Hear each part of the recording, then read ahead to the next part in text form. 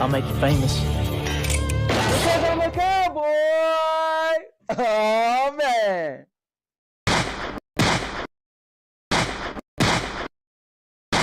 And now, your mama knows.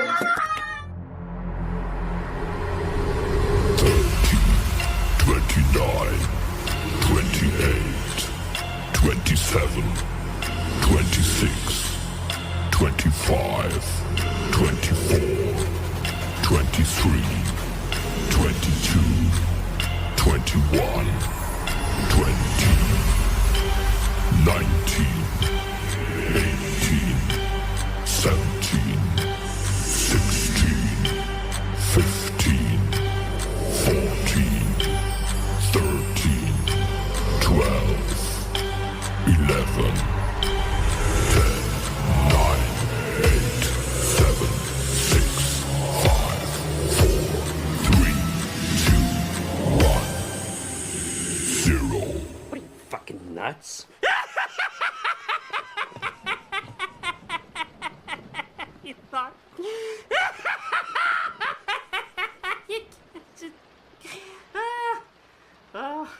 Subscribe to the most epic channel on YouTube for live streams every week. Daily videos. Subscribe. Bruce, unleash the baby god dragon.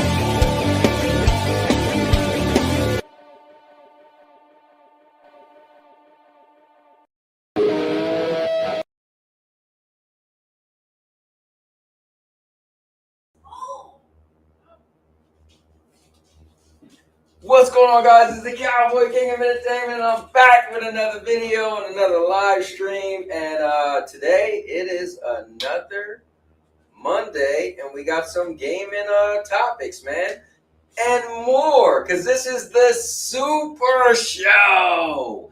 So, guys, we got a bunch of stuff we're going to talk about. My guy, Dude Game, shout out to him. He wanted to discuss cheating in gaming because he feel like the topic is getting crazy, it's getting out of hand. So we're gonna cover that. I know my guy FCAT got a bunch of things we're gonna go over. I still want to give credit to Space Marines, and I was thinking, while we got people on Xbox and people on PlayStation, they say you got no games, we got games like Space Marine that's third party that's just killing it. But yeah, we got a bunch of stuff we're going to talk about. PalWorld being sued by Nintendo, right? And who would have thought, right? So yeah, it's a bunch of stuff, and it's going to be cool. It's going to be epic. So with that being said, let's get into the show. But if you're new to the channel, go to the homepage, scroll down, and see all the different content from gaming, the vlogging, the podcast, movie reviews, product reviews. It's all on there. So check it out. But yeah, let me grab a chair. Hope you grab a chair, and let's get into it. Get my guy FCAT in the building. Also, guys, been working around the house, and look, poison ivy again. Yes. So yeah. But let me get FCat up in the building. Yo, my man, Dodge Man is in the building. What's going on? Gonna bring in none other than F the Cat. FCat, what's the word, man? Yeah, What's going on, man? How's it going? got a little echo going on. Little echo going on. Let me see something. Okay, I got the right mic in, I believe. Let me check. Check. Default mic. All right, that's good. Okay, got it. But yeah, let me see. Oh yeah, and also Chilling. talk about Ragnarök on PC. Yeah, All right, so go ahead, man. chilling. Why do people put up with me, cowboy? Why people fed up with you? Yeah, What that question came across my desk. What did you do now, man? I don't know. You know, FCat, you like to trigger people, man. And you know, sometimes they retaliate. But guys,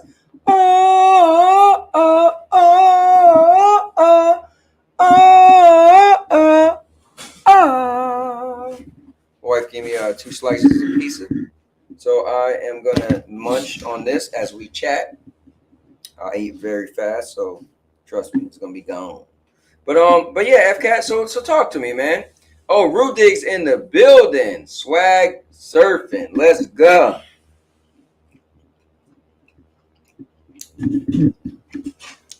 So, FCat, do you want to talk about, you know, the people who are coming after you?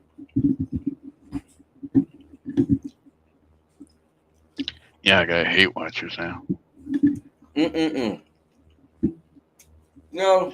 That must be getting popular. Does they say if you don't have haters, you're not doing something right? Exactly.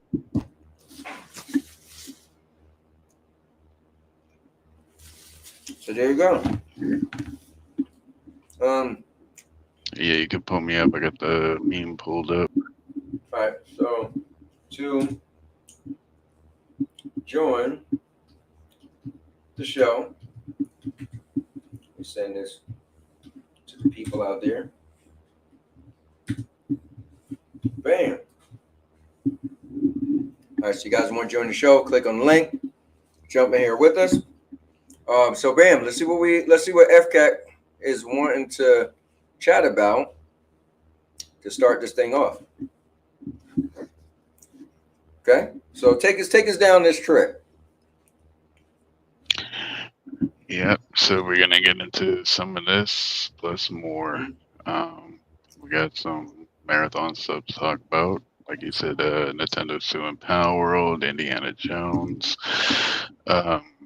Concord being $400 million. Million. PC people complaining about God of War PSN sign-in and Dragon Age character creator. Okay. Well, before you do that, let's bring in none other than the man who stands high above us all because he's the man of the North. None other than Captain Canada himself. Let's go. Yo, what's up? Thanks for having me. Rudish, what's up, man? How are you?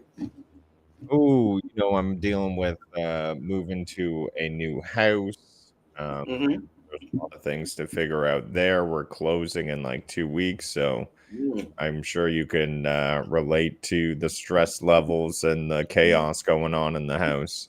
Yes, I can. Just today was our the buyer's inspection. So they had people come over, termite inspection and everything, and they go through your whole house and blah blah blah. So yeah.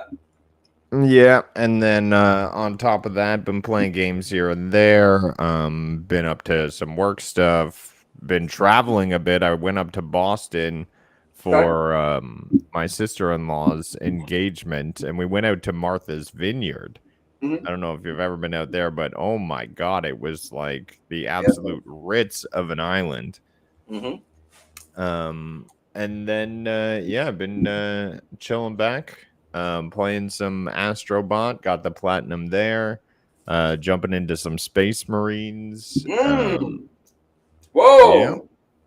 Whoa.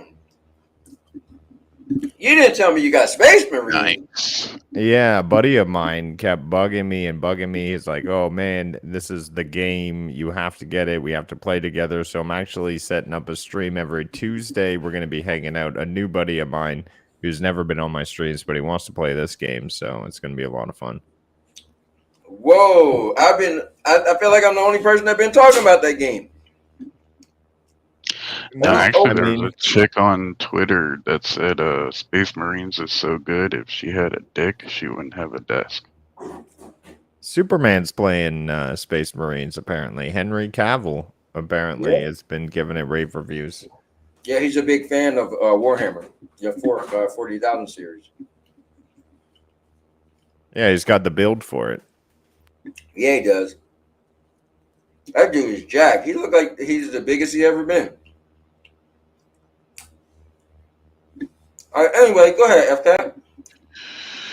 Yeah, so I guess we'll talk about P. Diddy. Okay, so you want to go there first?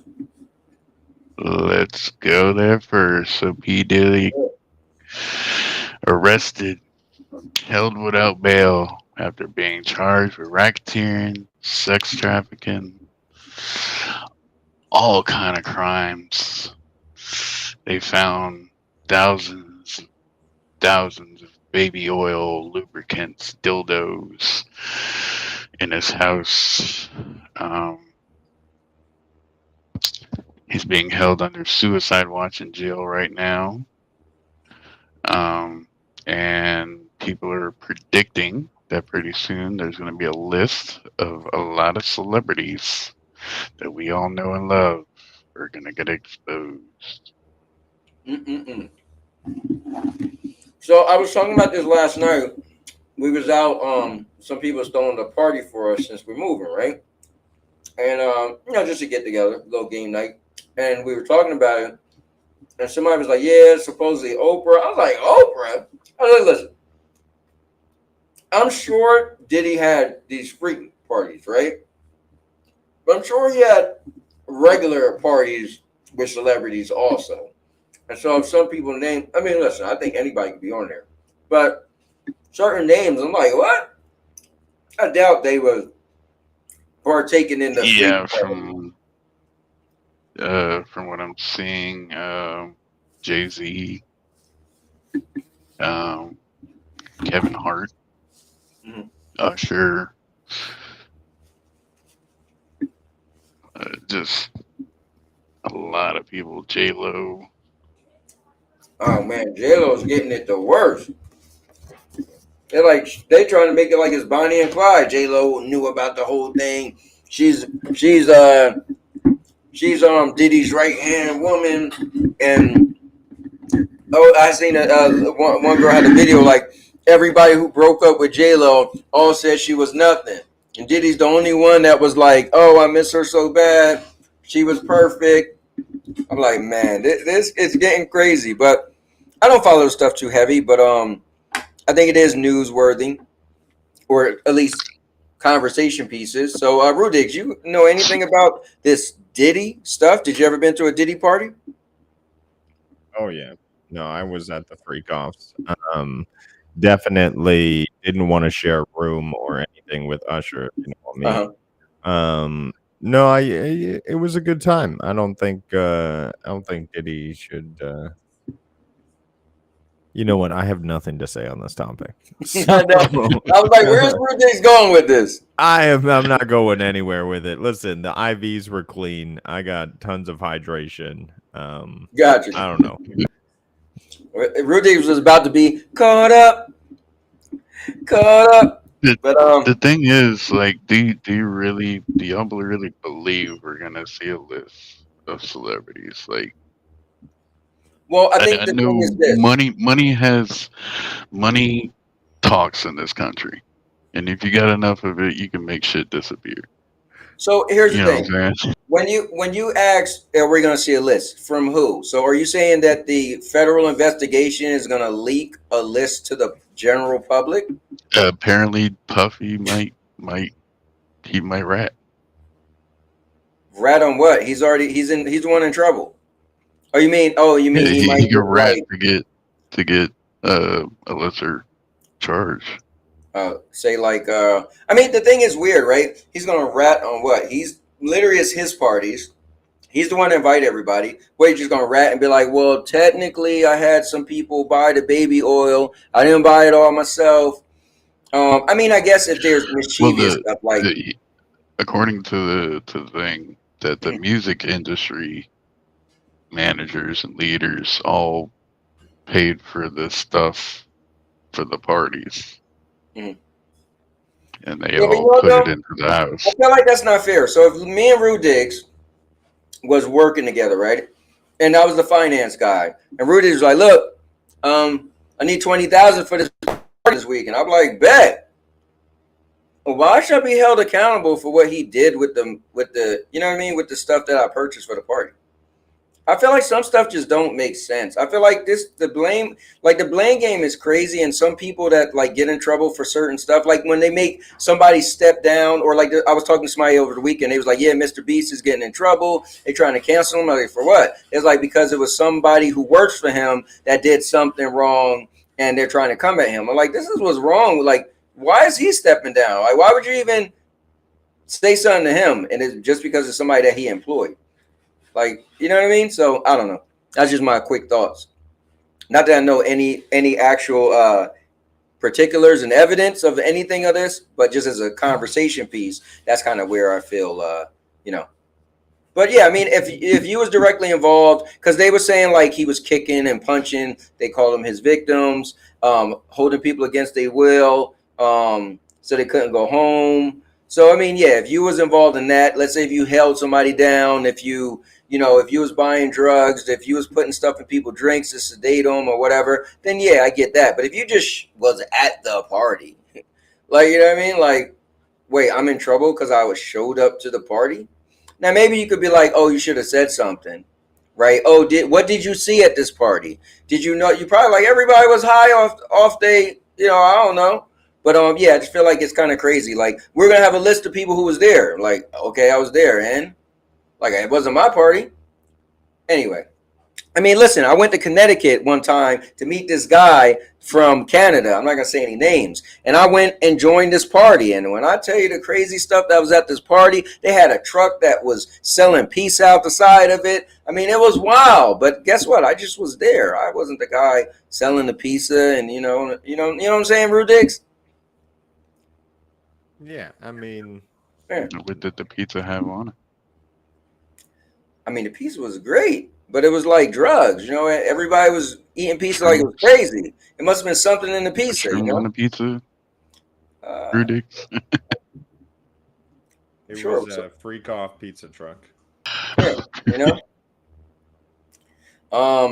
But yeah. Anyway, All right, that so was my yeah, point. I guess we'll have to wait and see what comes of Yeah. this, or maybe Yeah. PDD will off himself and we won't see anything like Well, you know Jeffrey what's Epstein. crazy is when I heard he was in Suicide Watch, so I didn't realize Suicide Watch just mean put you in the confinements they're going to put you in to be away from everybody else. I thought suicide. We was talking about it yesterday, and somebody was like, "Yeah, he's on Suicide Watch." I was like, "Are you trying to kill himself?" They was like, "No," and I was like, "Wait, what?" I thought you said he was Suicide Watch. They had to explain to me, "No, that's just a term to get him away from other people."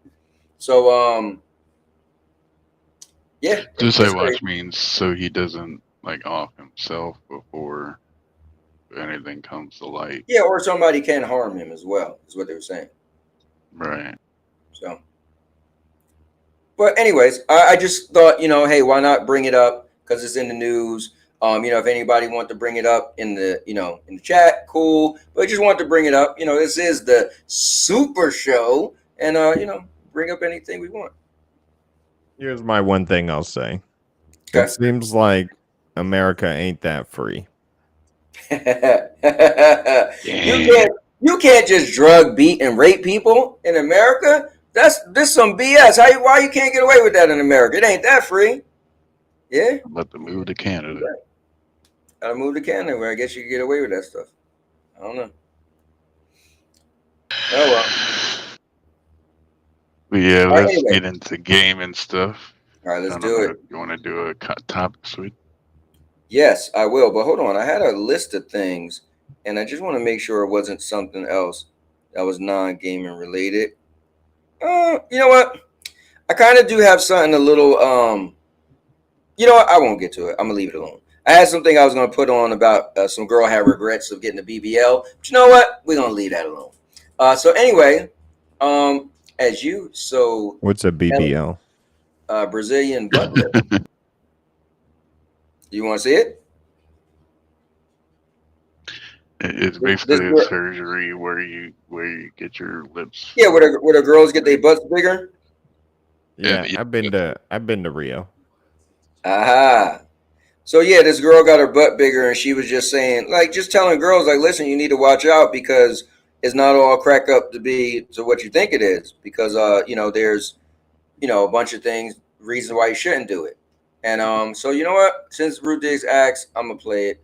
So before we do this topic switch, let's bring up the girl. And it's not a long video, but I was just, I was interested by it, see what she was saying. So let's pull this up. Oh wait, I was about to click on the wrong thing. All right, here we go.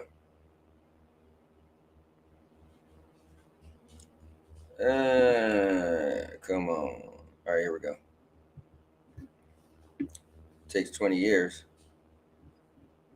You know what? I might not be playing it. So I copied the link, right? Oh, let me see something. Okay, wait. I'm able to go on it on my phone. I put the link on. Let me click on it. See if it takes me there. Okay, there we go. All right. Let's check this out, guys. Let's hear from this girl who got a BBL. And, her issues with it. I regret getting a BBL. So my main reason would be the sleep. I don't get a good night's sleep most of the time because I have to sleep a certain way. If I don't prop my pillows a certain way and I sleep with 6 of them, then I just don't sleep comfortably because I have to cushion my back, put pillows to help my back out, because if I don't, this will keep me bent up. So sleeping is my main one because it affects me on a daily basis. And I think we could all agree, right, that sleeping would be important, right? You got to get that good night's sleep, get them Z's, Rude Diggs. Imagine if you didn't get your good Z's, it might mess your hair up. You wake up the next day, your hair won't be right. You know what I mean? Here's my issue with cosmetic surgery is that typically the patient is going to have to go through a recovery phase, and the muscles and everything is going to go through atrophy. And I just don't know how you maintain that sort of thing. It must go away and fall off quickly unless you're doing a steady regimen of keeping fit, active, keeping the muscles up and tense. And at that point, why not just work out? The surgery is going to put you in so much downtime and stuff you never recover from. Being opened up is no fun. So why do that to yourself when just fitness and exercise can get you to a place? Well, the problem is that, unfortunately, the typical workouts for the butt, right, is not going to get her butt to look like that. And that's the problem. They want huge. And so the workouts in the gym or regardless, they're not going to get that. And that's the problem. They want the over exaggerated look features. You know what I'm saying? So, well, at that point, then you have to deal with not being able to sleep because you've created a unproportional body to what is naturally able to sleep. I agree. So I don't agree. know. You built your own bridge there. I agree. Now, look, she's actually going to mention some other stuff. Urban said, I grew up around curvy women that had genuine bodies like this in the 90s and early 2000s. LOL, that was normal in our community. I don't know what's going on today. He said, you could spot the fakers versus. Well, my issue is this. The girls like this, they're getting, look how her hips come out, right? It's like, wait, what? Like, they're getting like a different unhuman shape. I don't know, it's kind of weird. But anyway, let's do some of the other stuff she had issues with. One thing she's gonna mention is weight gain. So check this out. Basis. My second reason would be the weight gain. So the weight gain in different areas that I used to never gain weight in before. Which, like, when I say that, I mean extra weight. So now the fat goes to places like my arms, which I used to never have bigger arms. It goes to my breasts, and they have like tripled in size. It's super uncomfortable because you feel the heaviness. It hurts my back now. So it's like you gained new problems. A few pounds, you can see it all in my face. I get a double, triple down here. So the weight gain in places that's uncomfortable, but I used to never gain weight in before. Another reason would be. So, it's crazy. I think we don't think right the way the body is, right? So your body is pretty much her body's trying to like be proportionate, right? So she added all this extra downstairs, and I guess her body is trying to, I'm assuming that's where the weight gain is from, or maybe, let's say you start eating more, right? Do your calorie intake, you up it, right? And you just start gaining weight all over. So her gaining weight there, her body's just probably thinking like, oh, we need to, like, is you supposed to gain weight in more places? I don't know. What's your thoughts on that one? Basically, it's calories in and calories out, right? If she's not burning calories because she's recovering from surgery, but she's still eating, she's going to put on weight. And that's just the situation. Plus, chances are she's a party girl, and if she has that kind of surgery, so that's not going to help with weight gain either. Right. That was perfectly said, Dr. Rue Diggs. All right, let's get to her third one. How uncomfortable I feel in public. So I get a lot of stares. I get a lot of laughing behind, like when I walk by somebody. I catch it all the time, especially from women, which is crazy, but I would say women are like the biggest ones that make me feel uncomfortable, that make me feel insecure about it, because even like young girls, like I could be in a store and there'll be a group of little teenage girls and they'll just start laughing under their breath, as soon as they see my butt or whatever. So that's like been a big one, because depending on your mood, like I'm human, and obviously there's days that I don't feel my best. So if I walk into some place and I have stares or people snickering under their breath and just looking at my body, then it can get to you and it can be a little bit crazy. And I know some people are going to say like, oh, well, it comes with the territory, you probably did it for attention. I really didn't do it for attention. Obviously everybody has their own insecurities of why they got their body done, but I don't think it's still a reason to make somebody feel insecure. If there's like a certain demographic of people, if you catch my drift, I don't like to be around it, because they look at you like, oh, that's disgusting. Like, why is that thing so big?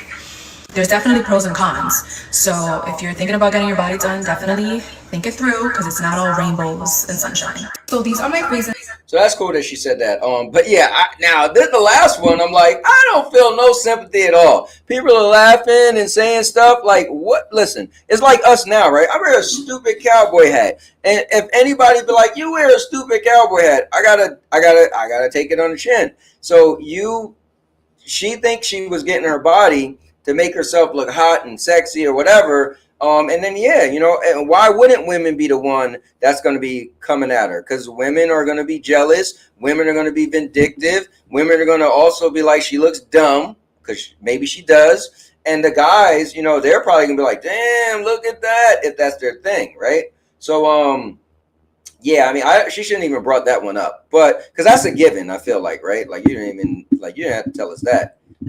We could have told you that before you did it. But what's your thoughts on that one? I mean, she's going to get the attention that, I mean, what is she looking for? One type of attention, but disagreeing with the other. I mean, like you said, it comes with the territory, right? So, I mean, I'm surprised that women are making her feel uncomfortable, but she should have realized that this was going to happen. Yeah, I agree with you, man. It's yeah. pretty cut and dry. Really cut and dry. But anyways, I just wanted to pull that up. It was just a random, topic. I kind of want to, it's a super show and we talk about gaming a lot, but every now and then I want to have just a small story that might be non-gaming and we don't spend a lot of time in it. But I do see my guy Obi's in the building and my guy Holt's in the building. So I just want to say to both of you guys, welcome to the Gun Show. What's going on, guys? Thanks for joining. And we got Rude Diggs and FCat in the building, and we're just chatting it up. But now it's time to get into some gaming. So we have to do, what I like to do. What we like to do.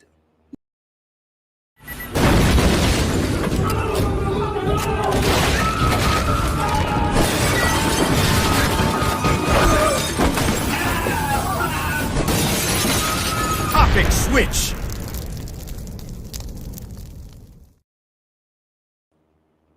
All right, guys, it's time to get into some gaming. Nintendo sues PalWorld Studios for its Pokemon-like shooter game. Big Wow. news of the week, cowboy.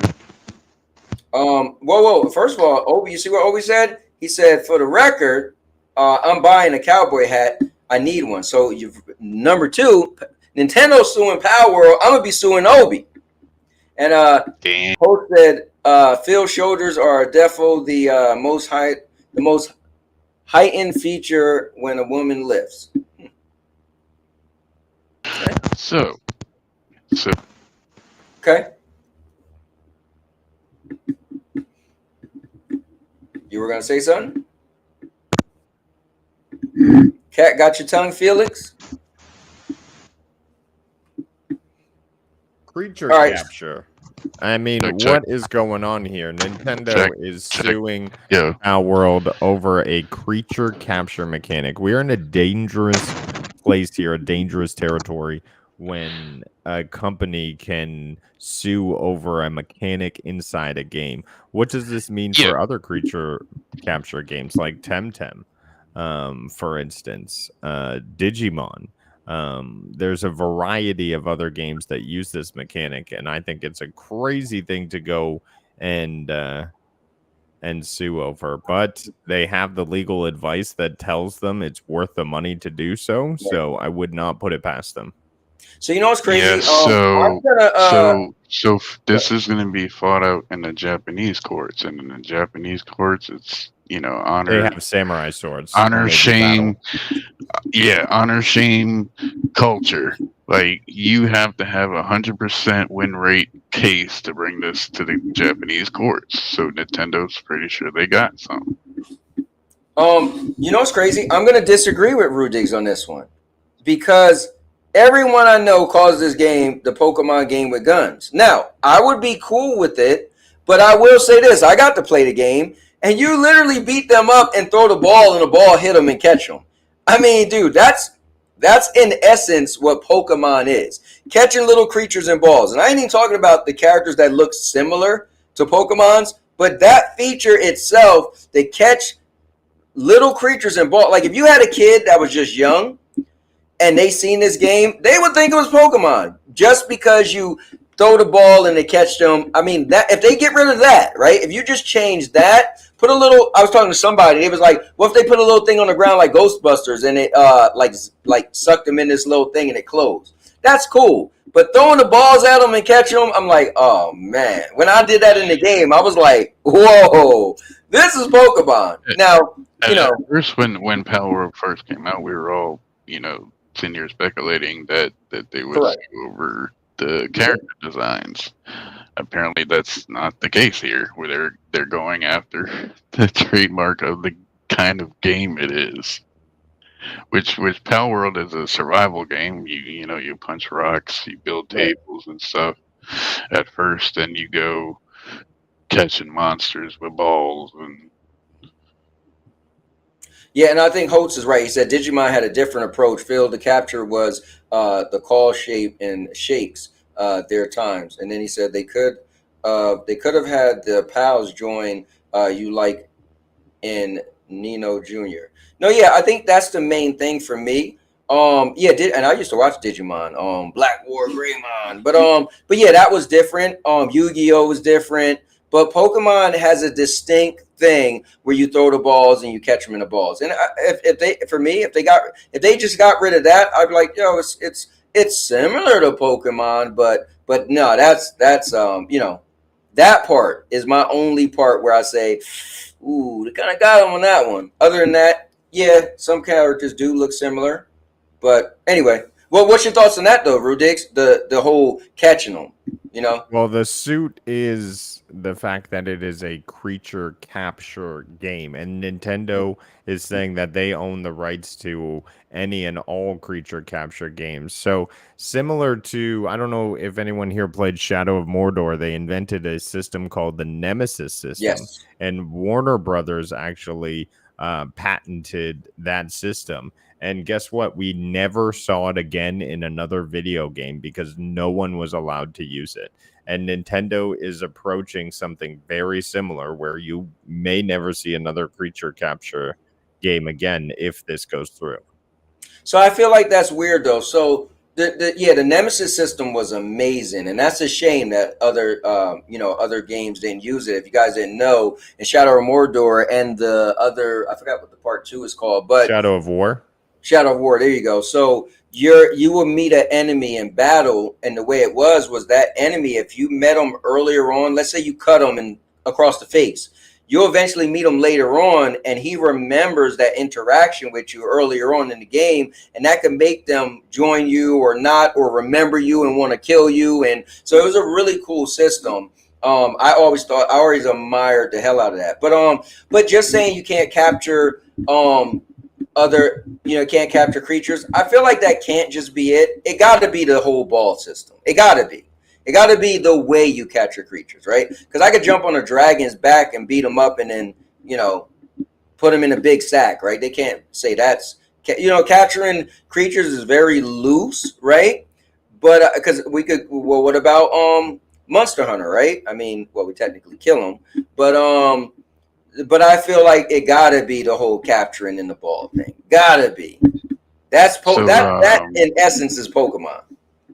So if I compare PalWorld's Twitter account, they pretty much tweeted that they have they are unaware of such lawsuit.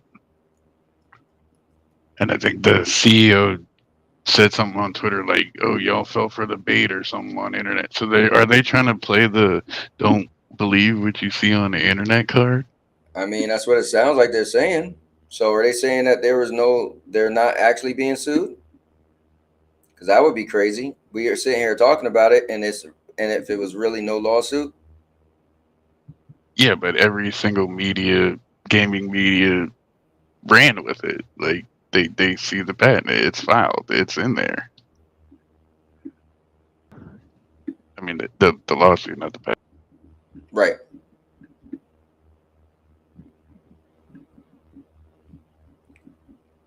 Okay, sorry, my wife was. It's odd. So are we gonna see like a shutdown of PalWorld? Are we gonna see them change like parts of the game? Like what's gonna happen? You know what? I don't know. I mean, would they just cease and desist, right? Say they can't make the game anymore? I mean, that's a lot of It is early access. It is early access. Oh wait, game. nobody actually paid for it, right? Was this game a paid game or is it just free? This is a pay game, but it's also on Game Pass. And the PS5 port was supposed to be coming, but then this lawsuit drops. Well, the Game Pass thing is easy. You just take it off Game Pass. No harm, no foul. But people who actually paid for it, that sucks. But then again, you know what? Sometimes you don't get your money back. Hey, I bought the Friday the 13th game and a lawsuit happened. They had to shut the game down. Oh, well, you was just screwed. So everybody for all these people out there, that are like, oh, I hope PalWorld's gonna win. Dude, you're an idiot. You think a little indie studio is gonna go up against Big Bad Wolf Nintendo and win? Well, I won't. So at the end of the day, I won't say they can't win, right? It just In depends America, in just the- America, they can win. They have a sliver of a chance to win, but well, in Japan, like that's a whole different story. well. So the thing is, it's supposed to be a fair trial, right? So don't just look because Nintendo's, a larger company. Just look at what are the facts, right? If you go to court, it should be based off of the facts, not just because Nintendo's Nintendo. But let's bring in somebody else who might have something to say about it, and he's one of Rudig's boys, because coming in is my guy, your guy, none other than the maker of chaos. What's up? Yo, yo. Maker, what's your thoughts on this, man? I think it's a tough one. I think to like a certain extent, I think that Pokemon has like a right to their style, but at the same time, it's about precedence. Like to me, PalWorld plays very differently from a Pokemon game. There are a lot of differences. But I'm curious as to like if this goes through, how will it affect other creature catching games like Yokai Watch, and there's a bunch of them. Well, let me ask you this. Temtem, etc. Do any of them throw a little ball and it suck the creatures inside of it? That you know of? Similar things like Yokai Watch has a watch that you catch them within, and listen, I feel like it's that's like a fine. little orb on their watch. No, I feel like that's fine, because if that's the case, Ghostbusters should sue Nintendo, right? You was catching. I mean, to be fair, like let's take Apple sued Samsung for having rounded edges on their apps, like when you interact with the app, and won because Apple's apps have rounded edges, which I think that's a stupid. Because I don't think a rounded edge counts as like a creative decision. Really, it's just you made things smoother.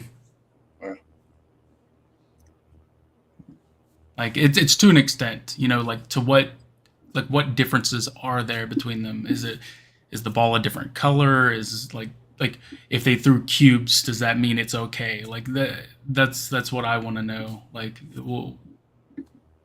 can PalWorld change it slightly and then they're all good? I mean, it's interesting for Pocket Pair is for them to be absorbed by Nintendo. Nintendo needs more studios. I mean, they just signed a deal with Sony. Who, Nintendo did? Nintendo? No, the PalWorld developer. Oh, yeah, that's what FCAT was saying, that they're supposed to be coming. Yeah, that was for merchandise. Yeah, so I don't think that they're gonna all of a sudden the PS5 port. The PS5 ports was on the way. Well, we'll see if they sue them for enough. They may just sue them for everything they got, all their employees. We'll take it all. Honestly, I will have to say I'm on Nintendo side for this. I mean, as gamers, when we seen the game and played it, we were all like, I mean, we all kind of was like, yeah, if you had eyes in the brain, you were like, yeah, everybody was like, and then remember people was coming up with all the different pals that looked like different Pokemons. I mean, almost identical. When they was making this game, trust me, they was like, listen, it's loosely based off Pokemon.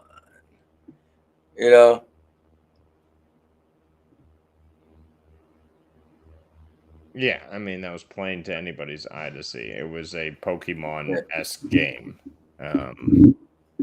But it's never really happened before where a parody sort of excelled at this kind of rate. So, I mean, like I said, Nintendo got legal advice that said they could win a lawsuit by this strategy, and that's the only reason they're doing it.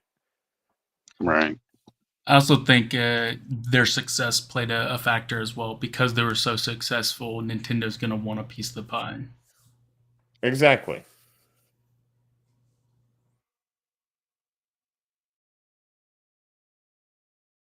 Plus, Pokemon never envisioned Nintendo does what Nintendo does. Catching humans. That is wrong, PalWorld. Somebody has got to stop and chopping them up. What you can chop? Never mind. I don't Yes, you even want to can. know. You can. You can chop up your Pokemon in the game too, and eat them. What? Yeah, and isn't it slavery? Like you could put them in the They slave do have. labor or They something like that. you can yeah you can force them to work and stuff like that. Yeah. Yeah. I See, knew that, that's but I the didn't know thing. you I could thought cook that Pokemon. see that's the thing. I thought that they would go after for like, isn't that like defamation against the IP? Like if you're sitting there shooting Pokemon look-alike things, like wouldn't that harm the IP brand of Pokemon? Well, I think so. Back to what Maker was saying about the rounded edges and Oh apps, shit! right? I think the fear is that someone who don't know, right? Let's say you pick up a phone and you just assume, oh man, I love Apple. Oh, this is, I'm on an Apple phone, right? They don't want you to, what I'm assuming, because I don't know, that they don't want you to like, you don't want to misconstrue a different property, right? So same thing with this. Like I said, if you get a younger kid who don't, they don't think of who makes Pokemon and this and that. They play PalWorld. They be like, look at this new Pokemon game. Trust me, they're gonna think it's a Pokemon game. Right. That's what I'm saying. Like a little kid has all this, Pokemon memorabilia, merchandise and whatnot. Goes in the backyard with a stuffed Pikachu, starts shooting it with a Nerf gun, and tells their parents, "Pal World made me do this." Okay, I don't know about that. I think that's an individual. Yeah, I don't think you blame Nintendo on that one. You got to blame. Okay. First of all, you got to blame the parents, and second of all, you got to blame the PalWorld. But I don't think that comes back to Nintendo. I mean, you can't. But it's not just throwing a ball and catching a monster. It's throwing a ball, catching a monster in an open field. Right. Well, you can't just make up crazy scenarios and don't expect investigation to be involved. You know what I mean? So, but no, I mean, at the end of the day, listen, they're obviously suing. Nintendo's suing because they feel they have a right to. So can you make a game with where you throw a ball, catch monsters in a closed area? I think it's all about catching with the ball. That's what I think. Okay. That's what I think. I mean, I didn't read the whole thing, but I think it's like Rudiggs was saying, you catching monsters. I think that's the smoking gun. Like I said, Ghostbusters didn't sue Nintendo. Ghostbusters was clearly out before Pokemon. And if we're saying you catching creatures, right? I mean, technically they're ghosts. So maybe that's different, right? Yeah. Yeah, it's odd the patent gameplay stuff. Somebody should go patent hero shooters right now. Do it, Rudiggs. Patent hero shooters.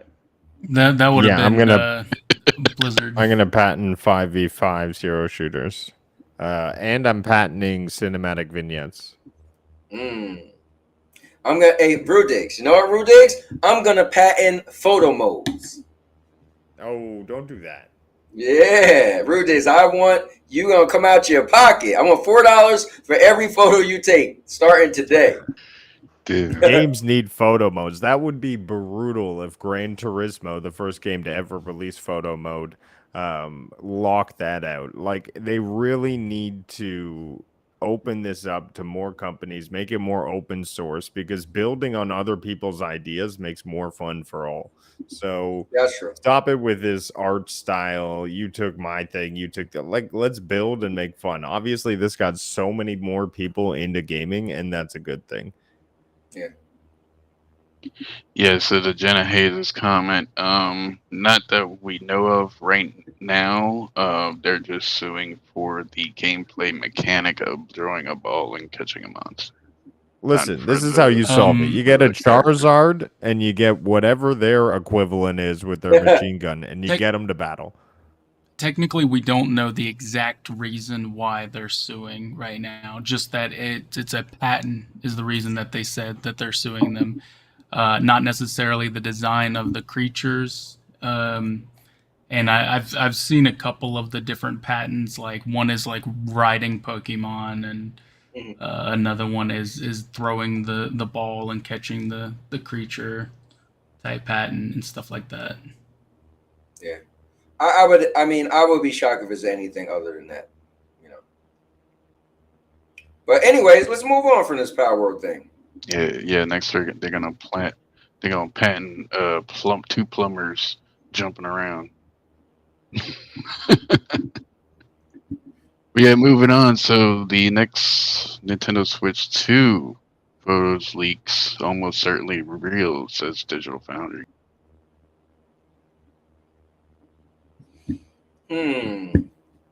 Well, you know what I say. I was never guaranteed sold on the PlayStation 5 Pro until Sony had that little 9-minute video. So I'm not sold on the Nintendo Switch until I see Nintendo say something either. You know, my grandma used to always say, "You're not gonna pull the wool over my eye," and so they're not gonna pull the wool over my eye. So I need to actually see. You know, guys, I got somebody. Go ahead. Yeah, go ahead. How much price range y'all think this is gonna hit? $399 USD. Yeah, I agree. 400. Yep, I'll say that too. But let me ask somebody else if they know how much this is gonna sell for. Cause coming in the building, red hot. If we got a Jenna haze, we might as well have a purple haze. I literally got in the car and came straight in. I have no idea what you're talking about. Yeah, we're right now talking about Nintendo Switch 2 photos being leaked. We would actually, it'd be interesting. I would love to hear Purple's take on the PalWorld being sued. If we could back up real quick. Oh, I asked, y'all know Dad Plays Games, our Angry Poultry Joe, who's in the Stadia community, a game developer. Mm-hmm. On my show, I asked him about this as a game developer. What did he think? And what he was saying was kind of like where I was leaning, which is I don't think PalWorld's fully innocent in this. Like they knew what they were doing. I agree. And so I understand that a lot of people are like, hey, it's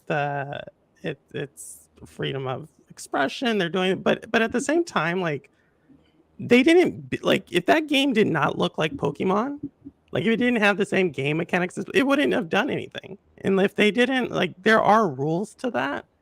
And Joe was saying that this is his third game he's built, right? The one he's doing right now, which is something Mana. And he's saying the first game, he was almost 75% done. Another indie game dropped that was slightly like the one he was doing. And he said, hey, I had to start over. That's just the way it is. And so with this one, does it suck for PalWorld? Yeah, but I don't think these dudes are innocent. I think they're playing dumb. You have to do a cease and desist order usually to sue someone. And I think these guys are playing pretty dumb. And I think Nintendo has a fairly strong case to it. And so but they made enough money, so I'm not really worried about it. I do wonder, why didn't they go ahead sooner? Because wasn't the patent approved back in 2023? And I think PalWorld's been in development for quite a while. I got to eat for dinner. Always happy to be on the show, though. Definitely, Rudix. Take care, man. I hope you have some good dinner tonight. I always do.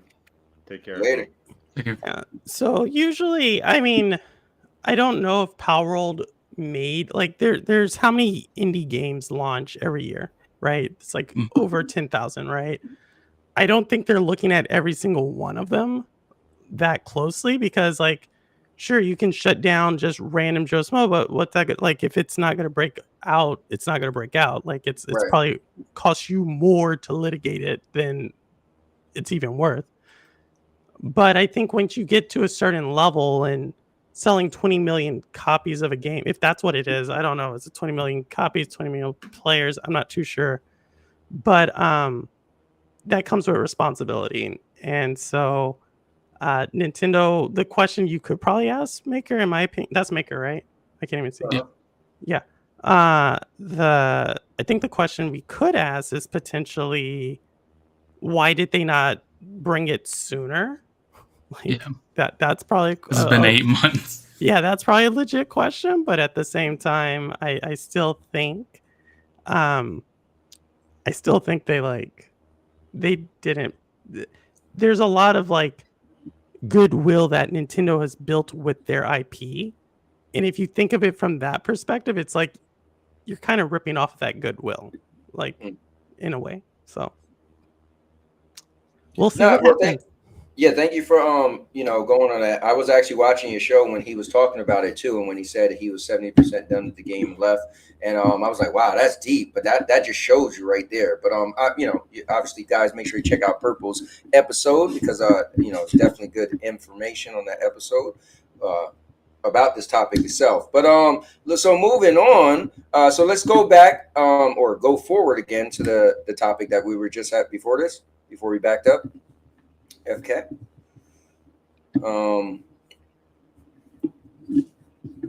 FCAT is always like about 5 seconds behind, maybe 20. All right. Anyways, I'll bring it up. Let's see what were we saying. Oh yeah, so the Nintendo Switch. So let me ask you guys this. Rudig said and Maker, and I think it's probably gonna be like $3.99 if there is a real Nintendo Switch coming out. What's your thoughts, Purple? So 400? Yeah, price point. Yeah, that sounds right. I'll go with that. Right, that sounds solid. Like 350, 400. What target would you say though? When do they release it? Yes. I've already said I thought they were going to release it in September, so I'm thinking the first half of October they're going to announce it. Like we're going to get like an actual showcase. I thought it was going to be September, but I think it gets launched in March. Oh, so yeah, cool. Yeah, no, I agree. I think why not wait to 2025, brand new year, new Switch. I just feel like the whole feeling of new would for me. Yeah. I mean, I mean, these launch windows. When you think about a launch, whether it's a game, a console, anything, like it's actually a pretty small window, and once you miss that, you have to like kind of go to another one. So I think them not launching it right now, could they launch it earlier this year? Yeah, but I think next year is a lot more like there's not as much competition for next year's launch. So. As for this year, you're looking at a PS5 launch. Potentially, Xbox would have launched something. Oh, I guess they are, right? Bigger console. Yeah. I mean, I see. I guess when I look at stuff, if it's pretty much still an Xbox, but it's still something. I don't know. It's still an Xbox. So. Yeah. Let me pull something up here. But yeah, I mean, now let me ask you this, Purple. What's your expectations of this Switch 2? Is it going to sell like crazy? Is it going to blow people's minds? Is it going to be just where it needs to be? Do what Nintendo does, give you new hardware, not trying to compete with the other people, but just be able to give their games in a different light on the newer hardware. What's your feelings? Yeah, I mean, I'd be interested to hear what Maker thinks on this, as well as anybody else in chat. I'm trying to get your channel up on my screen so I can see what chat's saying. But for me personally, I actually think this is going to do really well. Right? Okay. I think games are becoming less graphically heavy.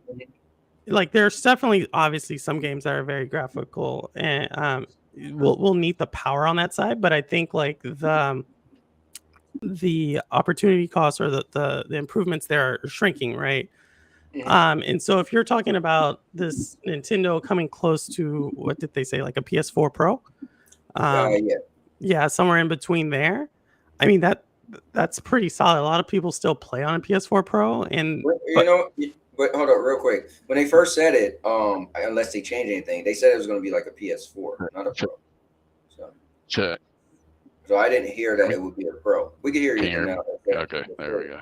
Yeah, so I mean, I think the way I think about it is like it all depends on the optimization, personally, because like in my opinions, one of the most graphically intense games on Xbox One is Ori. If you think about it, what you have to do in that game, and then Ori can run on the Switch. And so I think it's all about how you optimize, and I think Nintendo does that really well. But regardless, I made a video that I think something that may fly under the radar, but I'll be really interested to see it is if the Switch or Switch 2, whatever it's going to be called, kind of follows in the footsteps of the Switch, which if you think about it, Nintendo Switch is really, in my opinion, truly the only cloud-based platform where you can buy a game and just play it in the cloud. Everything else, you need to buy a subscription. You have to buy the game somewhere else. You have, I see what you're saying. right. So like, there's actually Nintendo games, right? It's not optimized well, but I think that has a lot to do with just the Nintendo's hardware. But to play Plague Tale Requiem, like that's on Switch. The only way to play Plague Tale Requiem on Switch is through the cloud. Like, and you do not need a subscription.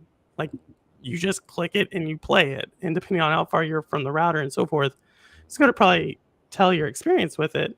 So if you're getting like a slightly better, not slightly, but you're getting a much more improved Switch now, and you have a better Wi-Fi card in there, when we start talking about what, the heart, like I start to think like Nintendo starts to lean into becoming like, yeah, we may not be able to do it natively, but if you want to play this game, we'll give you an opportunity to play in the cloud at whatever you want to play it at.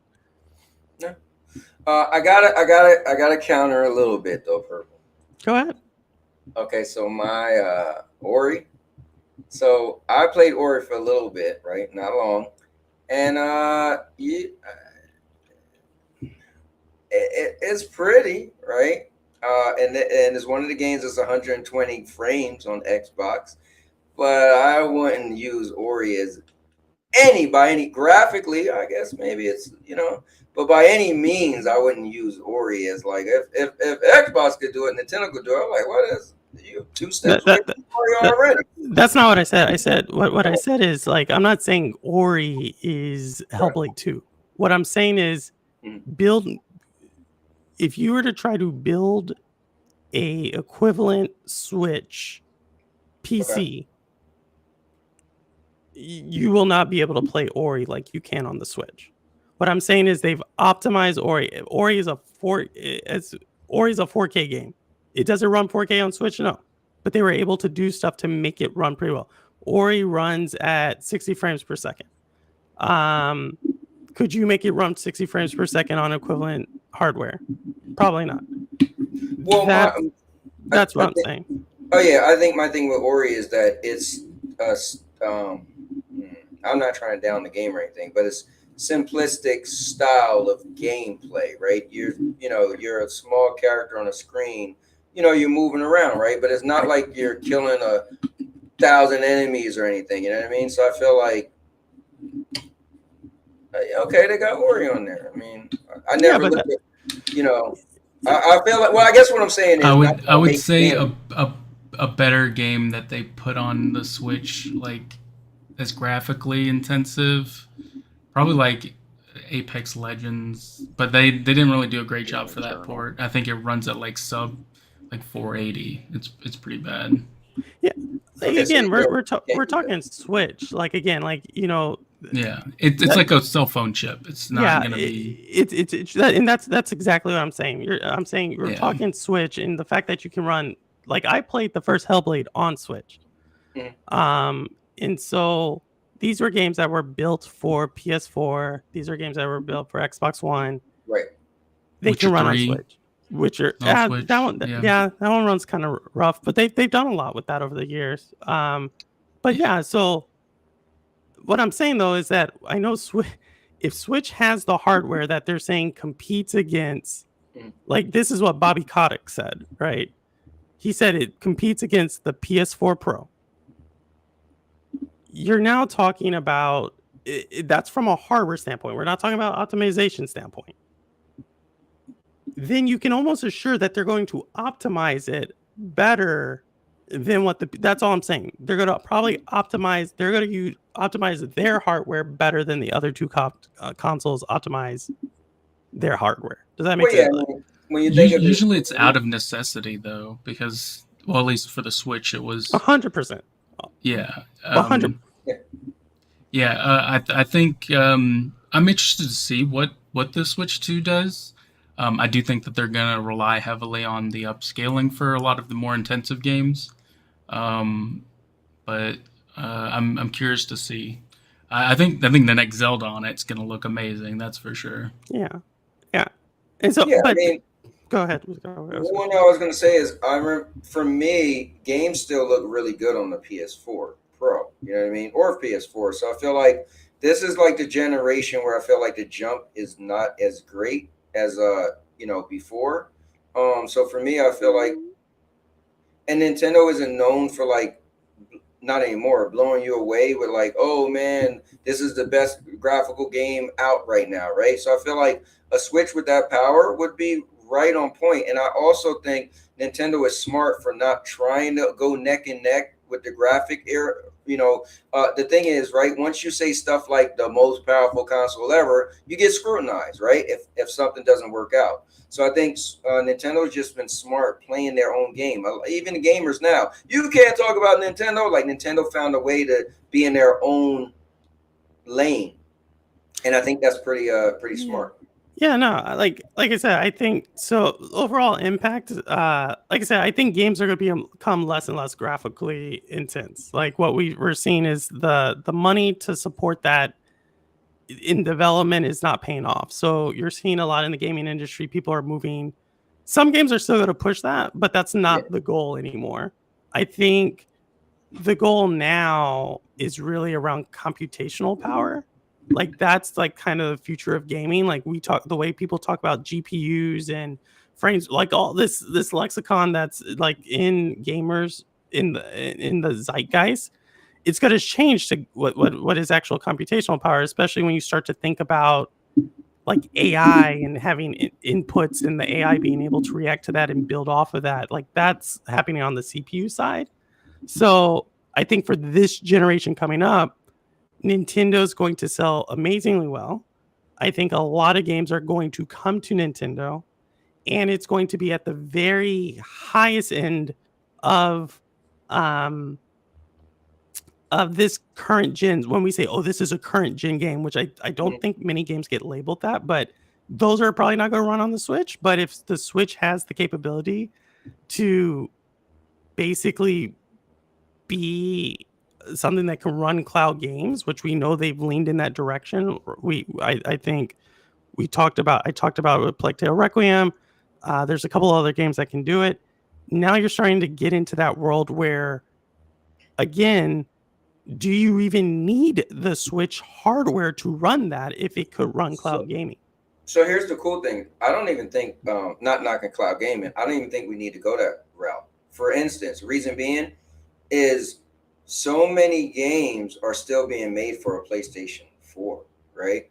So at the end of the day, there's still a lot of games that they make a PlayStation 4 version. So I feel like, and then when they were talking about, I don't know how true this is, but the Switch 2 potentially will get more third-party support. So that's all you really need, right? Is you have Nintendo. Nintendo's going to use their hardware, and it's gonna do great for their games. And Nintendo could hold the line with their own IPs, right? They got so many, right? They're exclusives. So all you got to do is tell a developer, look, the same game you're making for a PS4, because y'all still making them, that you can put them on a Switch. And we don't even need to, not saying we don't need to talk about cloud gaming, but essentially we don't need to be like, oh, well, they need cloud gaming to have these next gen games, because truth be told, they're putting a lot of games still on the PlayStation 4.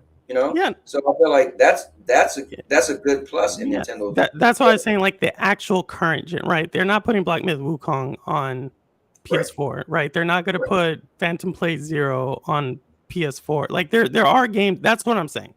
Right. I'm saying like those games. I want to make a bet. I think GTA 6 is going to get a Switch 2 port. And I can see that. Yeah, I could see. I could that and that's what I'm talking about. Like that right there.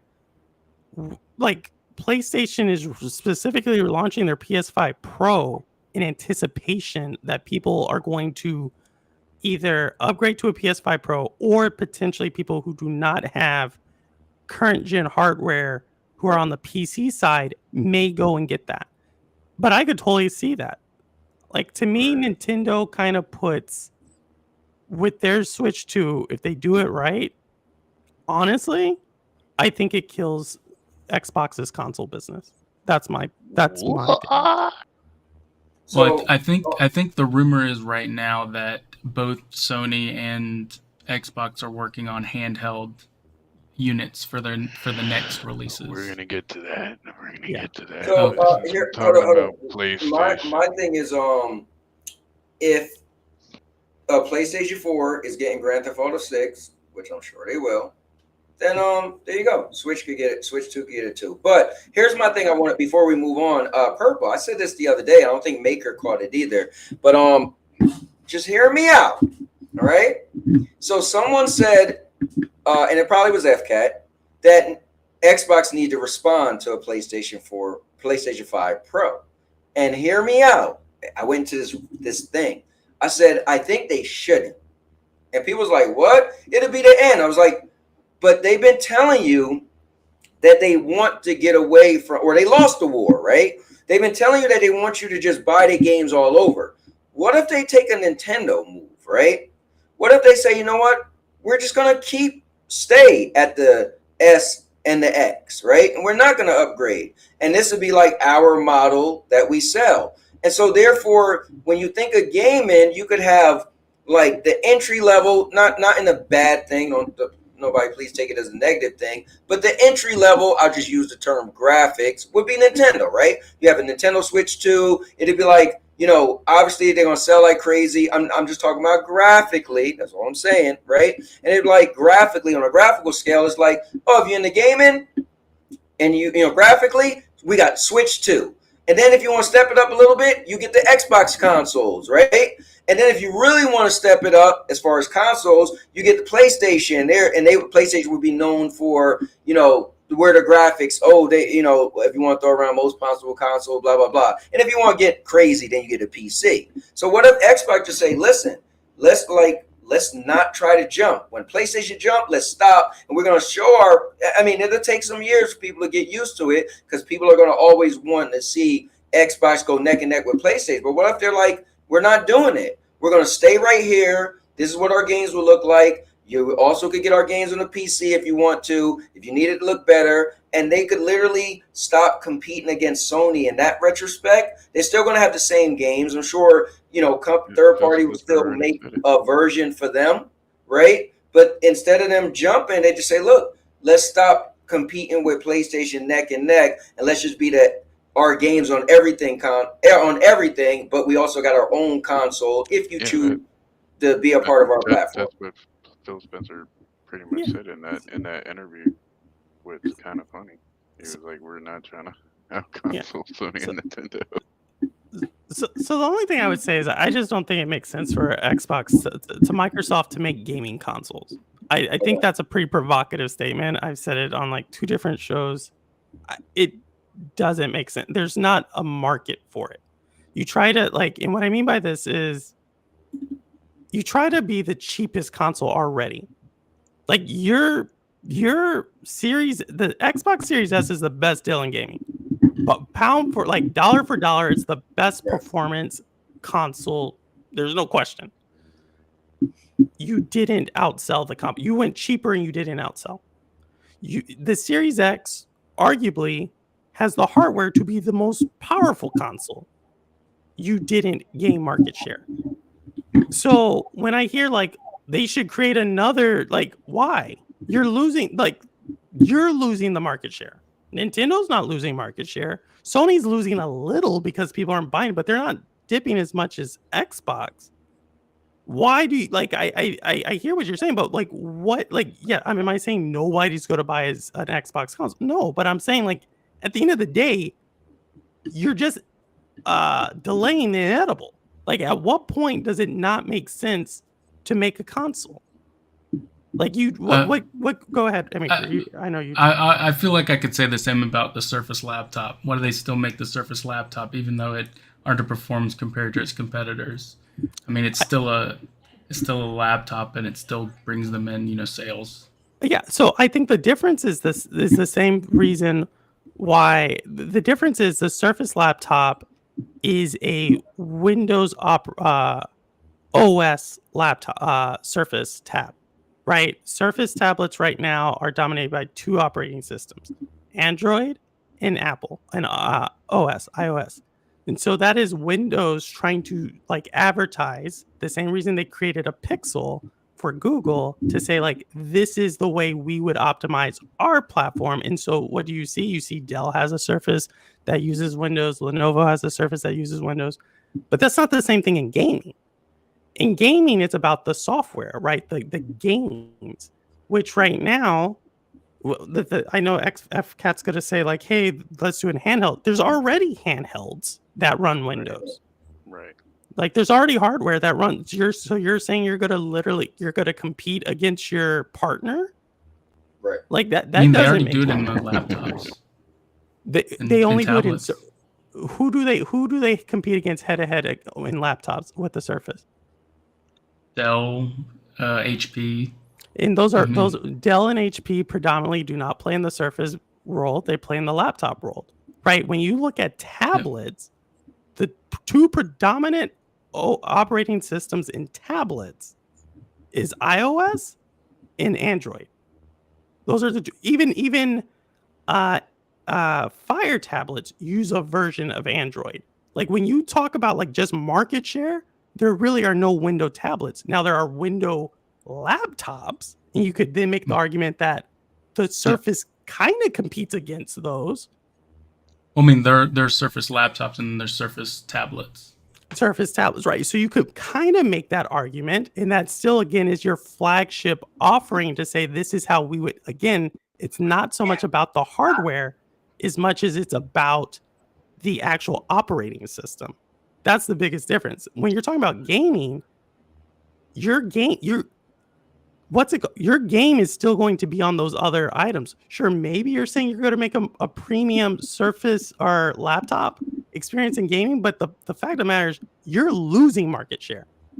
So again, unless you're trying to say like, hey, we're going to make the handheld or the console where our game runs the best, which I don't think that's the argument they would make based upon like they're saying like, hey, you can play your game wherever you want. On top of that, your consoles right now, you have, by making the Series S, the Series X, Game Pass Cloud, you've literally made those devices cloud gaming devices so you're covered for that side of things. Like, where is like the customer base? Of course, I'm saying, sure, I'm willing to go ahead.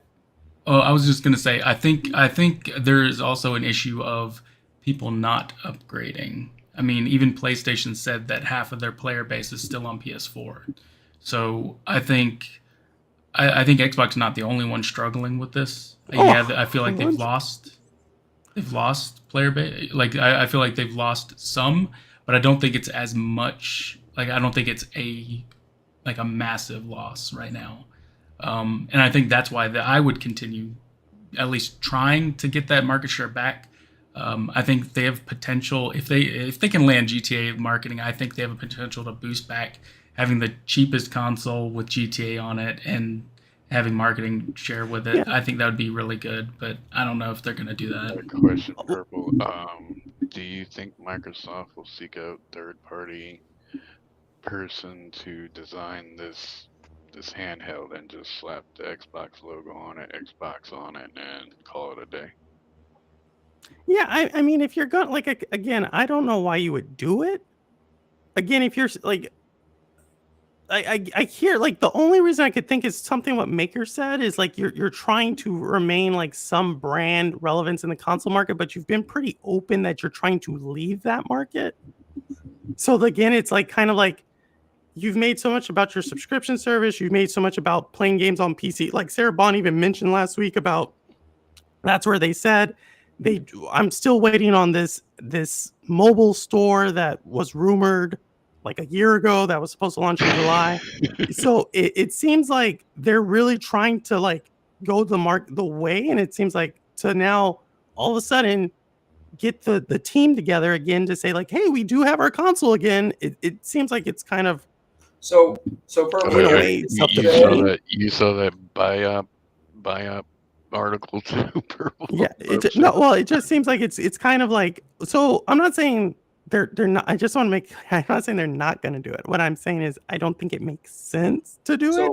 So Purple, everything you said is why I was saying if I think this would be a perfect time for them to say, no, we're not going to compete with a Pro. We're not going to compete with a PlayStation 6. We're just going to stick with our consoles being this S and the X. And as time go on, the parts are going to be cheaper anyway. Then people could just get used to, okay, they're really not in the console wars the console space anymore. Stop even using the word. Yeah. And so then little by little, people will just get their games on other platforms. That'll be their bigger way to make revenue, just by they own some of the biggest IPs. So it's like they're gonna sell Call of Duties. They're gonna sell Bethesda games on.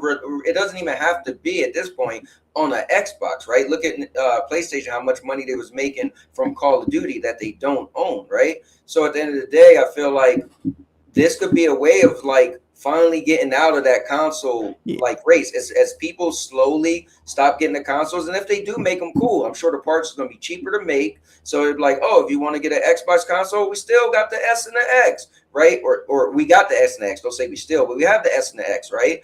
But they just don't make a jump as when Nintendo. You're saying exactly then what you're saying exactly what I said then. I said then what I argue, you're saying exactly what I said. I said like your Series S and X become your final console. My whole thing, what I talked about was I don't see why they would need to do it, right? If they sell the Series S at a loss, right? They sell the Series X initially at a loss. I don't know if it's broken even yet. I don't know if that's where it's at yet. Then yeah, like from my perspective, what you just said makes total 100%. That's what I've been saying. And so I just think like going forward to FCAT's conversation about like, now we're talking about the handheld. So right, the console side of things, I'm agreeing. I think Maker makes a great point. Like you still have something. So I'm not going to say which one's right or wrong. To me, it just makes more sense you don't make it. For a handheld, I would maybe make the same argument. Why make something that has your name where your biggest money makers, right, are like literally Call of Duty, Diablo, or Call of Duty, Candy Crush, Minecraft, throw in World of Warcraft, throw in Diablo. We'll split the difference between Halo and Overwatch. And right there, in maybe Game Pass, right? Right there, I probably have summed up 90 to 95% of their revenue coming in from gaming.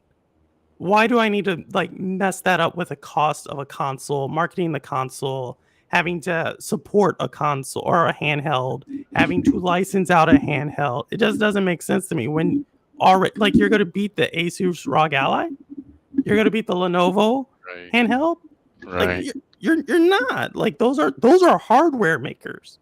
So the best thing you could do is exactly what you said, which is like, which one are they going to make for you? Are they going to downgrade their own hardware? No, you're going to probably get a discounted hardware. That's when you white label something, right? You don't white label your best option. You white label like your side chick. You know what I mean? So like why do that? Yeah, that was I just wanted to, that was my whole little what if, they'd say, listen, we're not competing anymore. We're hardware. We're just gonna stick with what we have, and then they could try to focus on being on everything, My thing is they keep running with the console narrative, and they're going by, what Sarah Bond said, largest technical leap in hardware. Hardware is the underlying word. That doesn't necessarily mean a console. I like I said, all I point to is like Microsoft closed the deal for Nokia in 2014. by 2016 they killed their Windows Phone. Like, you could tell me whatever you want right now, and I've already seen in 2 years you were able to kill that entire business after, at the time, that was your largest acquisition. So, you know, I I think if Microsoft's right, I think y'all mentioned something really insightful, which is, hey, guess what? Nintendo Switch 2 is going to be able to run at a PS4 slash Xbox One Pro level, right? That is an entire ecosystem that right now you have not put your games on. That I would say putting your games on that ecosystem is worth probably more than whatever ecosystem you would build with another console, another handheld, another anything. And it's cheaper, right? All you have to do is port the game over there versus you basically having to create something to get a player to buy the game. Like, just put it over there. That's 120, 130 million people. Bam. So. No, it's definitely, listen, it's definitely good talk. Let's move on. Let's move on to talking about some games now. Can y'all hear me? Okay, Yep. there we go. So, new report today. Apparently, there's a Rocksteady Batman game that's going to be exclusive to PlayStation. Listen, Batman historically has had some really good games. Although I'm the biggest Batman hater on the planet, Batman's trash. But I think people love the games. The games, have great combat. That whole counter system they stole from Assassin's Creed did great for the Batman games. And so, the whole detective thing. So I think Batman, the franchise, regardless if it was on the Xbox or Nintendo exclusive or whatever. So, I'd like to just talk games. And recently, Purple haven't been in the Discord in a while, but recently I've been kind of champion third party is the way to go. At the end of the day, third party beats first party. You could talk all you want about, not Nintendo, but Xbox has no games, PlayStation got no games, but the third party game's still hitting. Look at Warhammer, right? So at the end of the day, if they got an exclusive game, cool. I just think, I don't want to get too crazy on I know the topic is exclusive, but I think a Batman game, Batman games they do good, So you don't think PlayStation customers are going to eat it up because of Spider-Man and I think PlayStation players will assume it's going to be really good. One, Spider-Man is an iconic character, right? One of the top characters. So is Batman. So I think the good thing with it going to, if this is real, if there is a PlayStation exclusive Batman, I think people are just going to assume it's going to do really good. Now you're going to have the egghead people that's going to be like, well, we can't assume it's going to be good because, Conroy's dead. He's passed. Mark Hamill isn't going to do Joker anymore because of Conroy's passing. Also, remember Rocksteady's last game, Kill the Justice League. Big flop. What I was about to say was now people could say, okay, well, because there's not that, I don't want to call it egghead, but, the people like us, right? We're in the know, right? The people that's going to be like, well, who's making it? And then that's going to dictate if their interest. But I think the general public that doesn't even know, I'm not gonna lie, I didn't know a lot of the names y'all throw out until I started doing this stuff, right? I didn't know the name of the CEO of any of these companies, right? I just didn't know. So and a lot of my friends who are in my old chats that was like the old me, they have no clue. They're just buying games because they see a cool looking trailer or word of mouth. So I'm sure this, Rocksteady is doing it. The last game wasn't that good. Will make a difference, but I think Batman, if they put together a good trailer and a great demo, they might be on to something good. But that's my take. What about you, Purple, and then Maker? Look, I think exclusives work for PlayStation. Right, like first party works for Nintendo. I think exclusives work for PlayStation, and I think Microsoft, anything but Phil Spencer works for them. It's a different topic. I'm about to make a video about that. But and so like yeah, like if they get Batman and they get Spider-Man and they become like PlayStation players, from what I've been told, the ones who really like the brand, like those cinematic type of games, those characters. Yes. And so I think that's a smart move, right? If Xbox was known for fighters and shooters, which TK9 would say they've moved away from, maybe not with the Call of Duty bio, but then I think that's a great move for them. And like lean into your strengths. So I think if you like Batman, cool. If you're a PlayStation player and you like Batman, cool. If you don't like Batman and you're not a PlayStation player, then it's like water off a duck's back. I want to say what's up to Chill Gaming in the chat, and the hosts had to go. And what about you, Maker? I think it depends. I feel like Sony just as easily has had flops. I mean, Concord just happened. I think there's several titles that have been exclusive and have flopped. Foam Stars, I believe that's closing already. You had Destruction All Stars like 2 years ago. So I think it's gonna depend on if it's a good game, if people are interested in it. Just look at Avengers. Avengers was multi-plat, it failed. Suicide Kills the Justice League failed. Gotham Knights failed. So, like, even if it has a big IP to it, doesn't necessarily mean it's going to be successful. Yeah. So yeah. Yeah, and what I meant was third party exclusive. Third party exclusive, I thought works for them. I believe Destruction All Stars was third party. Same with Foam Stars. Yeah, I'm not saying it's 100. I'm not saying it's 100%. I can also bring up Babylon Fall with Square Enix as well. And that one failed too. Oh Lord. Yeah. But speaking of Sony, guys, also in PlayStation news, apparently there's going to be a Horizon Zero Dawn remaster.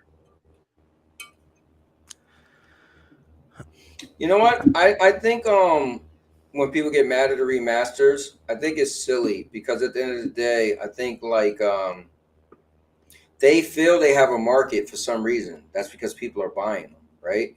So I feel like if you felt you played and beat that game and you don't want to, and it doesn't look good enough, the remaster don't look good enough, because they're not going to change the gameplay really. They're not going to change the story, right? So you feel the graphics doesn't justify buying it again, then it's fine. But some people, and the people who do, then that's fine. Maybe it's your favorite game. Look at all the people who love Bloodborne, Chill Gaming, right? If they came out with a new remastered Bloodborne right now, he'll jump over the moon, right? So this could be somebody's favorite game. Also, there's another thing too. There's people talking about them remastering.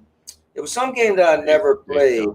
Days Gone. It was Days Gone. And I played it real briefly, right? So I was like, well, then maybe I'll play it now, right? And then I would get to play the better version. So you always got to remember stuff like that, too. We always make it like everybody played every game. But there's some gamers that didn't play certain games, and then the remaster would be the perfect time for them to jump on that game. So that's my thoughts. Who want to tackle it next? I'll go. I think remasters are for like 3 types of players. I think Cowboy mentioned 2 of them, right? The ones who've never played the game, right? And they're going to pick it up and they want to play like the newer version of it. Super fans of the game, right? So you brought up Jers, and he likes Bloodborne. There's a couple of games I would buy, Darksiders. They're about to remaster that. Darksiders 2, that is the best Darksiders. I will die on that hill. But they're about to remaster that. I'm going to buy that. But there's a third group, and I came across some data about who buys remasters. And this third group for PlayStation makes up like the majority of buyers of remasters.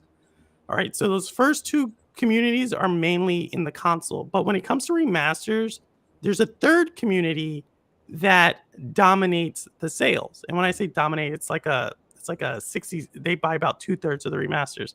That's the PC community.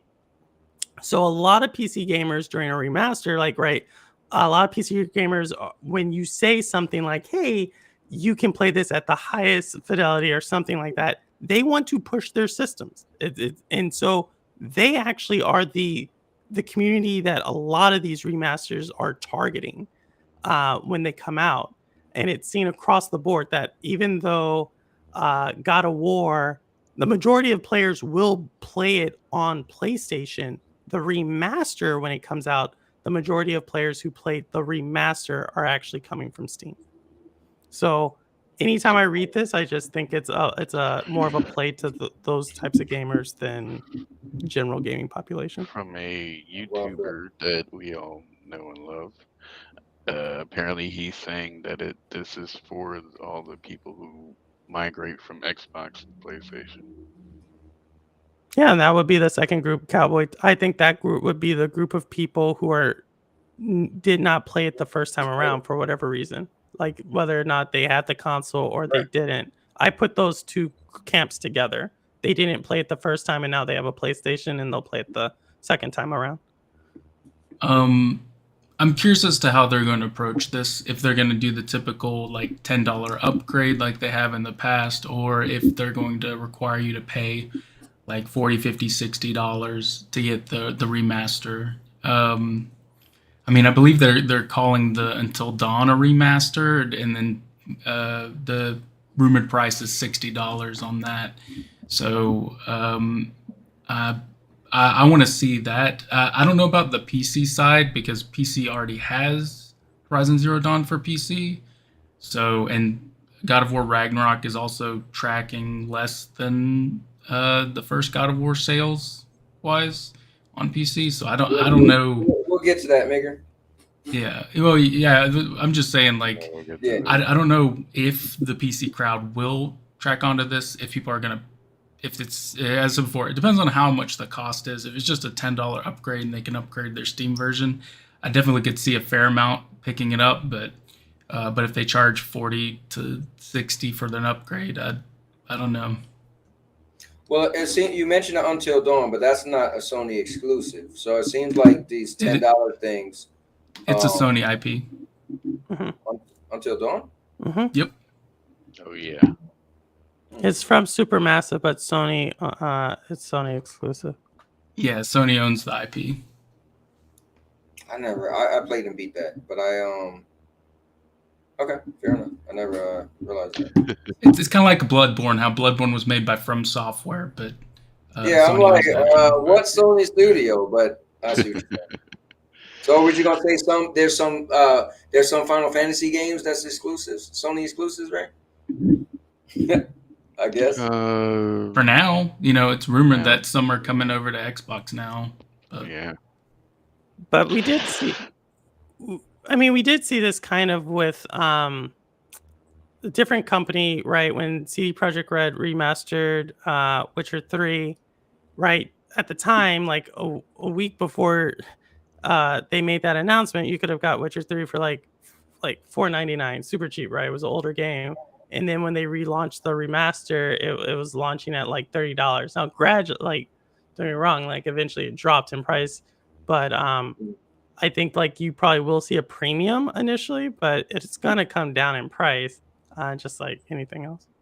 I think though it's worth having a price, but if you paid for the original, like Maker mentioned, right?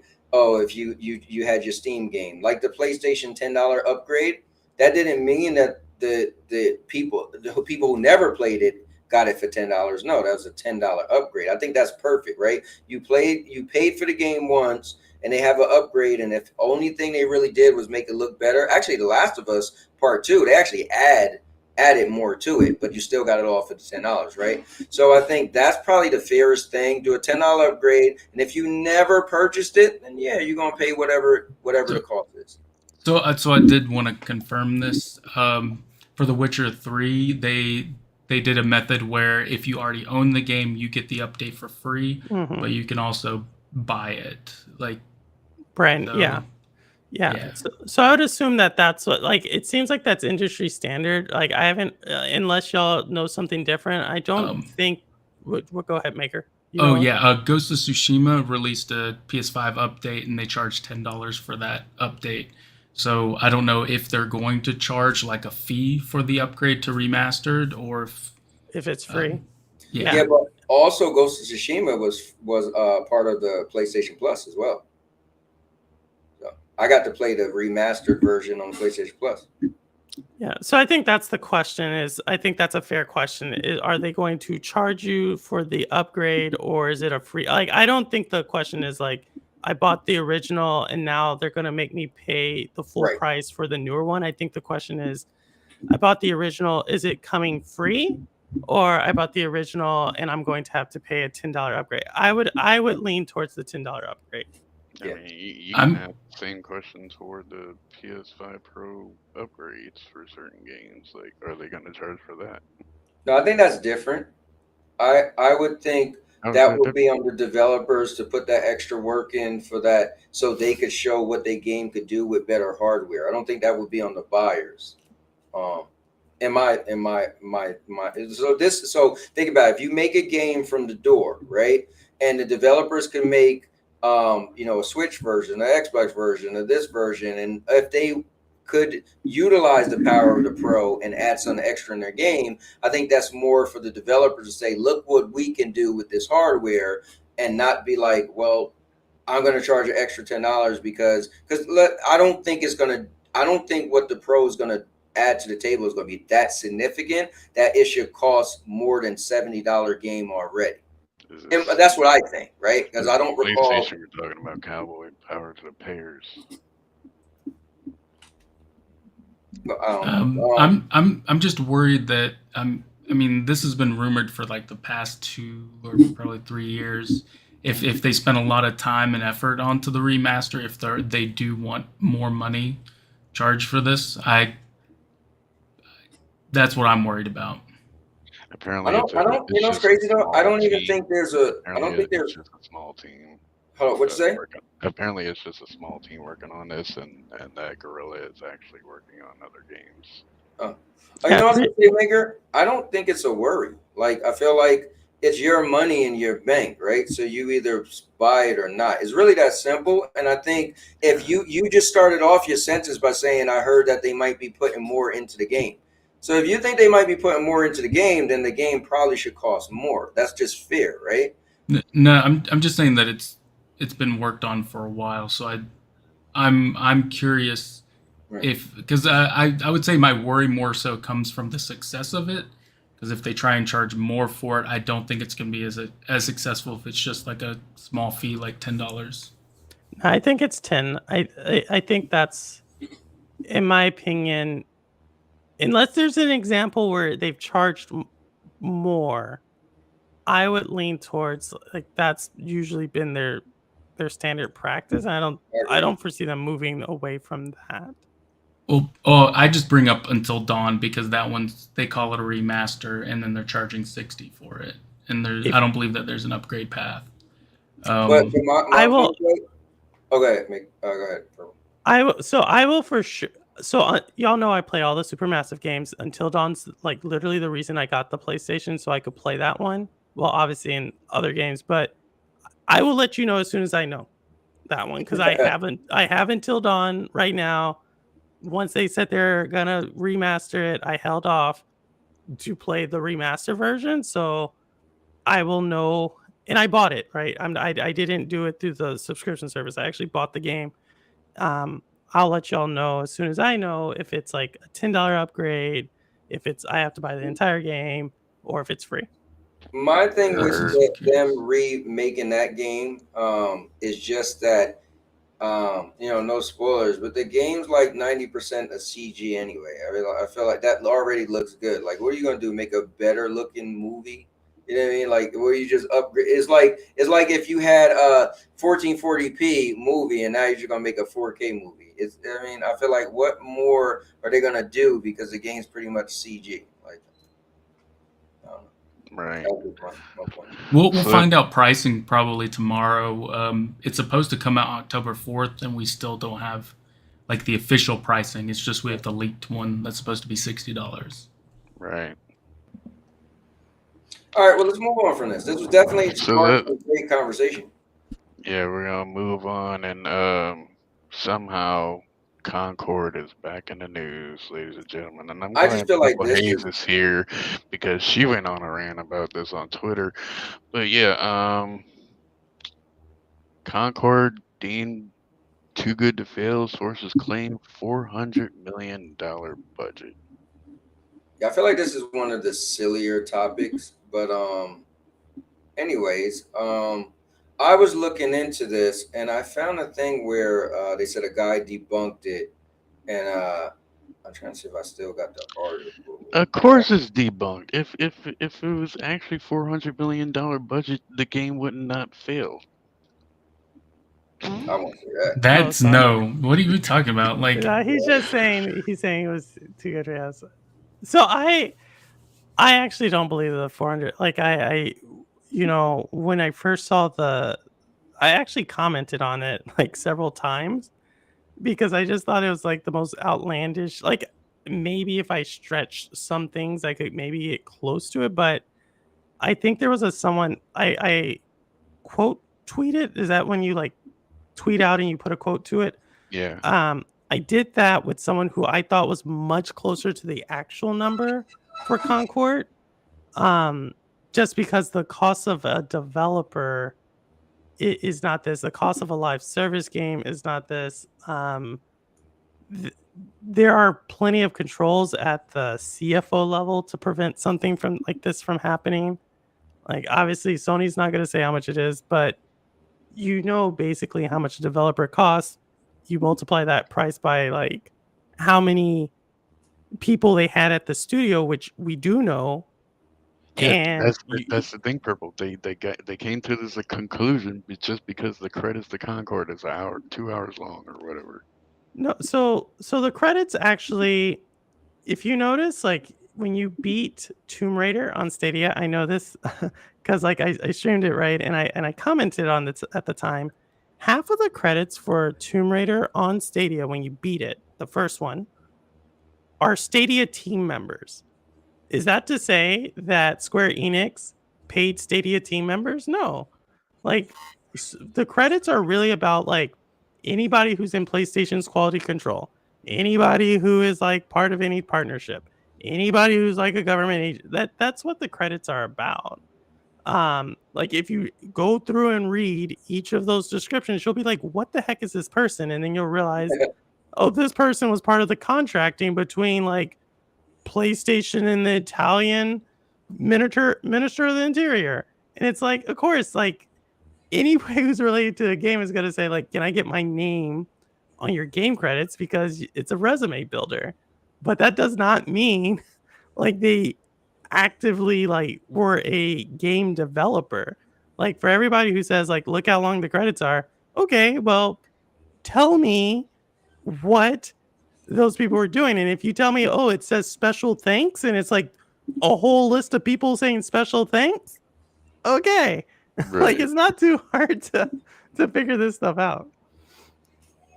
I mean, I'm sure the mocap and all costed a pretty penny for the cinematics and whatnot. The game probably cost, in my opinion, it probably cost in the ballpark of 60 to 70 million, like most of these games cost. Right. And again, it was supposed to be like another thing is a live service game. It's not the same as like a traditional AAA game. Traditional AAA game, all the costs are front loaded. Live service games, like the cost is like spread out, and it's usually a very thin team up front. As you get closer to launch, it gets bigger, and then you keep on people longer, more or less marketing people to help sell your add-ons or whatnot. So like to me, I don't know, it's Colin Moriarty or what a name, Colin Moriarty.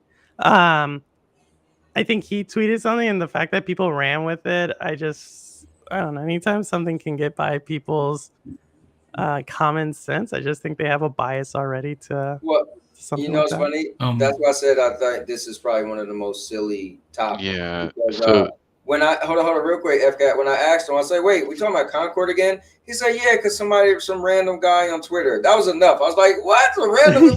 How do you start off Colin explaining McKay, I mean, I guess. But FCAT was right with the hit or Stadia miss. closure.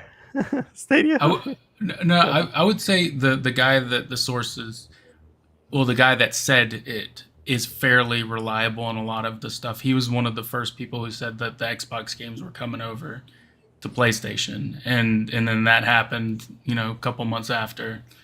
I don't know how true it is. I don't know how much these vignettes, because they're supposed to have cutscenes every week, and that had to hit some budget. But I mean, I don't think it should have cost $400. Like, I think that might have been including the price to buy the studio. But I mean, there's only like a 200 person team.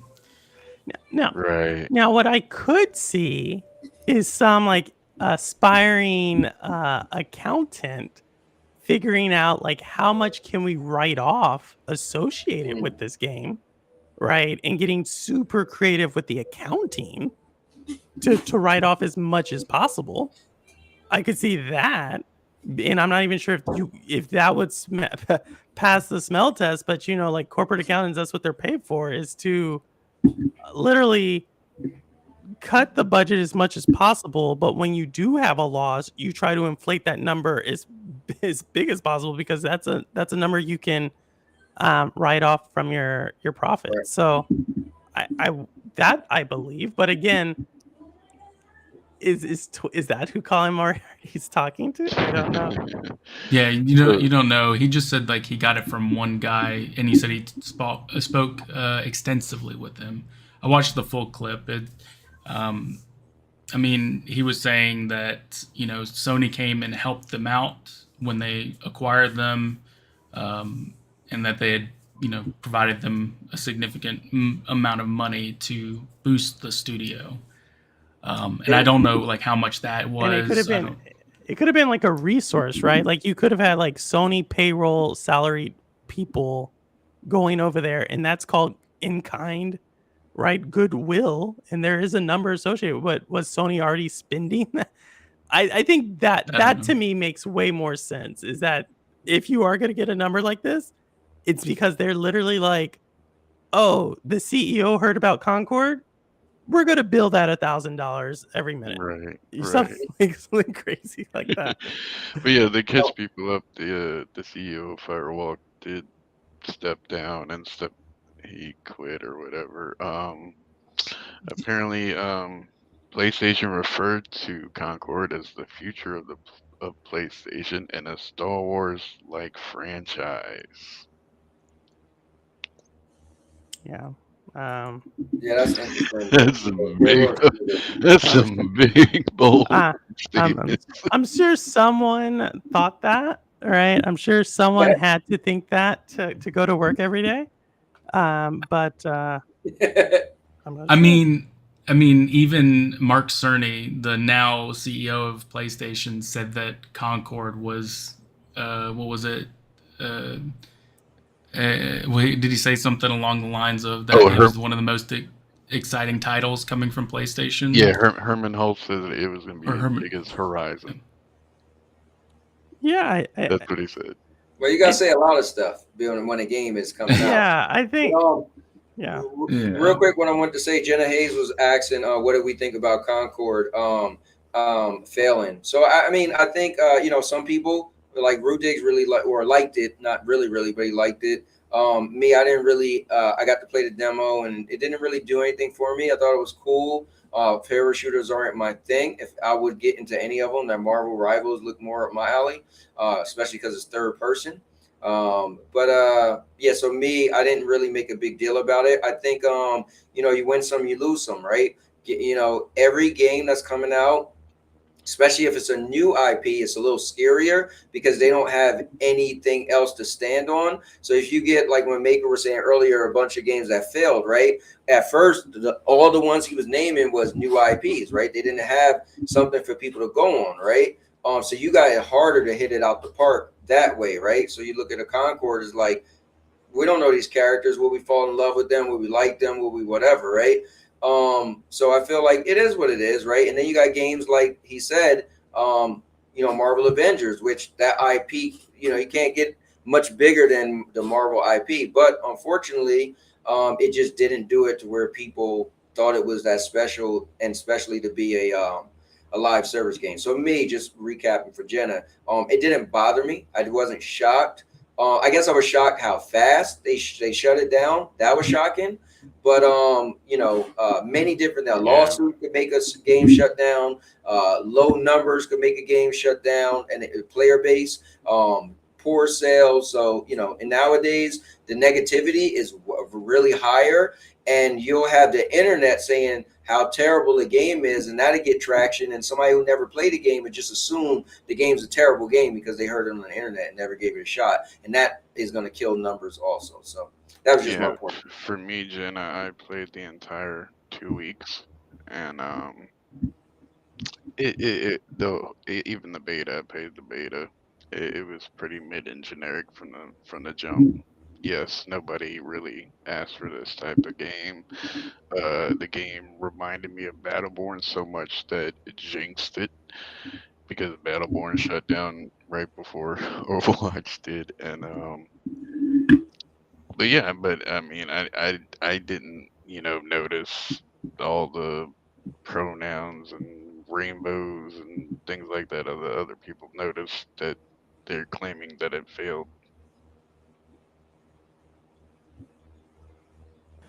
Yeah, I think for me, I don't really play first person shooters unless it's X Defiant. I wasn't really tracking this game at all. I think this was a failure on the marketing side that Cowboy used to be, not the advertising side, the marketing side of actually knowing what gamers are looking. Even the idea that you launched a game that should have probably been a free-to-play game at a premium price at $40 or whatever it was. I think that was a miss.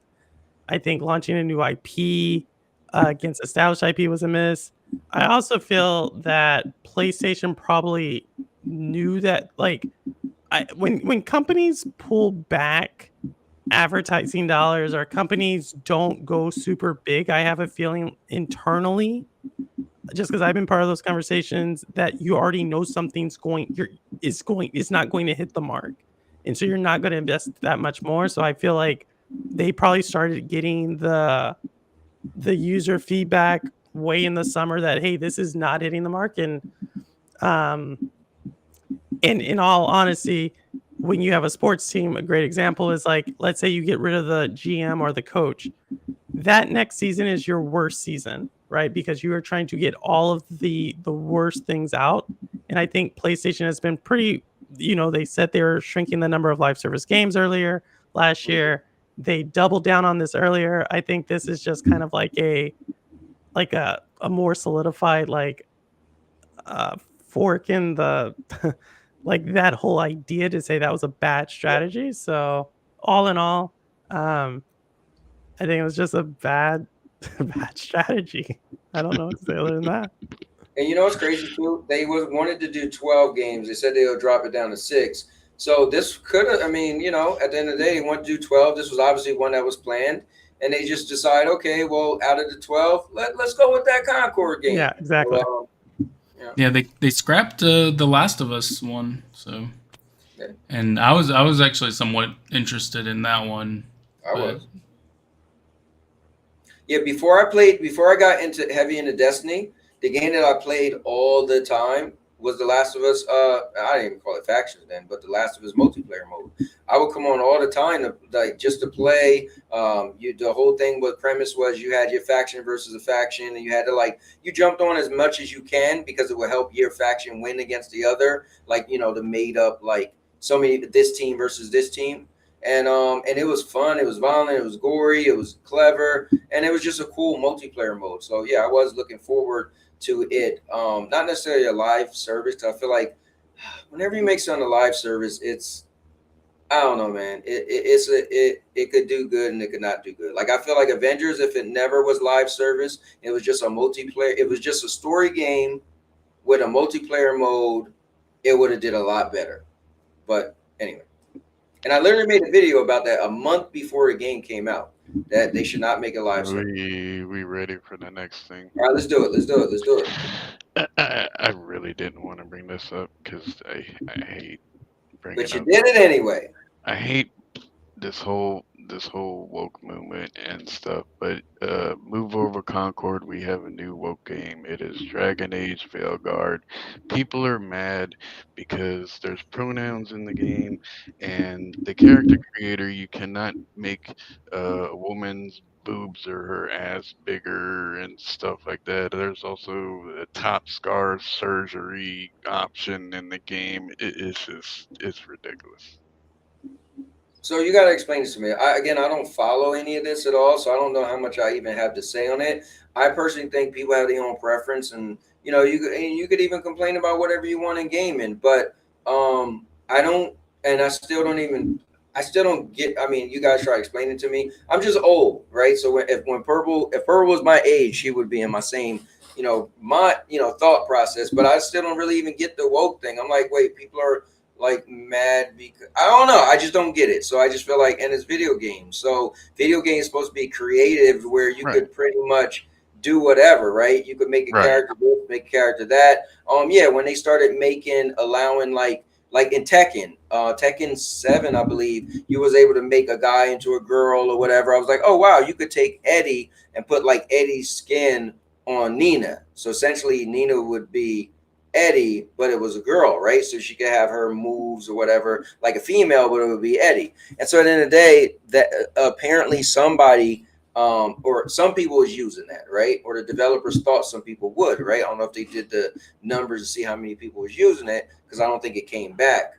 But so I guess this, what I'm leading to is I don't really know what to say. I guess I think what think I'm fair on is developers having creative control. I know some people will say, well, who asked for this? I don't like that statement, because that means that developers shouldn't just wake up one day and say, hey, what if we team together and make this type of game? Not because somebody asked for it, but because they thought that this would be cool, and hopefully people find it and like it also, right? I used to say, look, I just like to make the content I like to make, and I hope people who like this type of content find my channel. But if I just said, well, let me just make what somebody with wearing a cowboy hat should do, then I wouldn't be doing this, right? So I think they should be able to make whatever, and if they think it's going to be a hit, or if they think some people are going to gravitate to it, cool.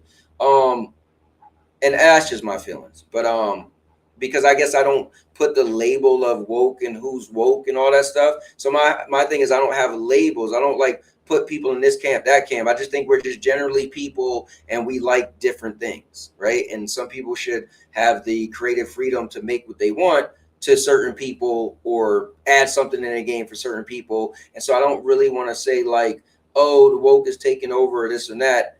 Again, my ignorance that I don't follow it like everybody else. So somebody might be like, what?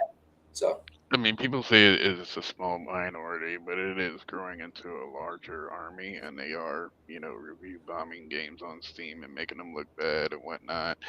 And it's all being led by, Mark Kern, aka Grums, and it's just it's killing gaming. Why you didn't say because he has this. He has this vindictive plan to kill gaming just because he got fired from Blizzard because of his Firefall bus. How come you didn't say Sweet Baby Inc? That's like you always bring that up. Well, Sweet Baby Inc is another whole nother thing. That's a whole nother thing that they don't like. Hold on, real quick. Let me let in the building Jersey's finest. Let's go. What's up, Jers? Hey, what's up, guys? Sorry that you came in on the woke section that FCAT likes to bring up every week. But I want to real quick say thank you very much. I reached out to Jers on the phone, hit him up yesterday with a question about my house. As you guys know, I'm trying to sell. Well, I have a buyer already, and now I'm fixing the stuff for the CO. And Jers gave me some good information to help me out, because I knew, like, wait, he does electrical. So I want to say thank you very much again, Jers. I appreciate it. I'm sorry to bring this up, but this is going to happen with every single other game. Yeah, I agree with FCAT. Yeah, I mean, Yeah, it's I think it's if you're looking into it, right? And I think it's what bothers you as a gamer, right? So if you get triggered because you can customize your character to have a bigger butt or bigger breast, then yeah, if you get triggered because you can make your guy into a girl or your girl into a guy, then yeah, I guess you will feel some type of way. But when I play a game, I just get an idea like I want to make a barbarian dude, and I make that character and keep it moving. I don't stop to be like, oh, let me see if I could change him to a woman. You know what I mean? So I don't. It never bothers me because I don't even notice it because I'm one not listening to people talk about it, and two, I'm not even trying to do it myself, so I wouldn't even know unless I hear somebody like FCAT tell me about it. But that's just me, and I don't speak for everybody. Personally, I think this is just a minority complaining about it being woke. I don't think that's going to affect really the sales. I think whether or not it grabs the attention of the audience is the main thing. I mean, what do I'm we hearing, count it's as? doing pretty bad. What was that? From what I'm hearing, it's doing pretty bad, and they're already considering it a win. I think it's doing bad because BioWare has had a bad run lately. I mean, you had a bad Mass Effect game. You had Anthem. Like they haven't been doing well. I think that's more of a Mass factor Effect onto is why phenomenal. it's trending poorly. Well, I'll say this graphically, when I seen the trailer, I was like, I mean, it blew me. Like graphically, I mean, a lot of it was CG, but it was stunning. It was super clear, crystal polished. I was like, these graphics in that, the trailer that I seen was absolutely amazing. But Purple, you want to jump on this, and then George could jump on it? Yeah, I think I mean I think it's a small like there was a term I heard recently from Ash and Luca, and she called people like tourists, right? People who aren't really part of the community, people who haven't really played the franchise, coming in and trying to make a big deal about something, like saying like, look at this, it's woke or it's anti-woke or whatever, but they're not really part of the franchise. And I think that's a perfect example, right? This is like kind of a fantastical game, like fantasy. Mm-hmm. It's in that whole world, and that genre of like literature, that genre of cinema, of media is traditionally what we would consider very woke. If you think about like Tolkien, if you think about wizards, you think about like where dressing up like Comic Cons originated from, it kind of originated from this community. And from what I understand, Dragon Age, the first one, was kind of a woke game at the time too. So to kind of come in and say, "Oh, we're not going to play," it's like you probably were not part of that community. I agree with Maker. If it has a good gameplay, it's built on the story, it's what that community wants, it'll do well. If it's not, then it's not. And then of course you can overlay, oh, it's because it was woke or it wasn't woke. But again, I kind of go back to the Black Myth Wukong conversation, which is the entire game's about like a different culture than Western cultures. But no one's calling that woke. But in reality, that is theoretically like inclusivity of another culture. But they're saying, oh, that's a win, and they're making up some kind of narrative about something that happened with Sweet Baby Inc. That's not true, but people are going to like gravitate one way or other. And I just think there's a lot of tourists that are trying to make a big deal about something, whether or not they're saying something's anti-DEI or DEI or woke, I don't know what it is, but at the end of the day, if it plays well, it's going to play well. If it doesn't, it's not. And I don't think that most people are going to do it this one way or another. Yeah. Like people will cherry pick what, like, oh, see, look, the wokeness is what caused it to fail. But then you have like Spider-Man 2, which was also a Sweet Baby Inc. game, doing like wonderfully. So I think they're just gonna pick and choose that, and it is gonna be that minority every single time. Like BioWare has always been about like they had I think they were some of the first to have same-sex relationships within their game. Because I remember there being a stir with like Liara in Mass Effect and stuff like that. Yeah, I don't know. I mean, I mean, listen, it's a topic. You know me, I don't like to stare away from anything. I think it's a conversation is a conversation, and we don't need to take it to anywhere it doesn't need to be. So it's cool. I don't. That's why when sometimes people get on FCAT, I'm kind of like, dude, he's just bringing up a topic, and if it's a dull conversation, it'll fizz out. You know, we'll talk about it for like 2 minutes and it'll be done. So, you know, and I appreciate people's perspective. Jers, you want to say something on this? You know, there's not much to say, man. It's a video game. You know, it's all make believe, pretend. So if they want to do their thing, let them do their thing, man. It's like, to me, it's stupid.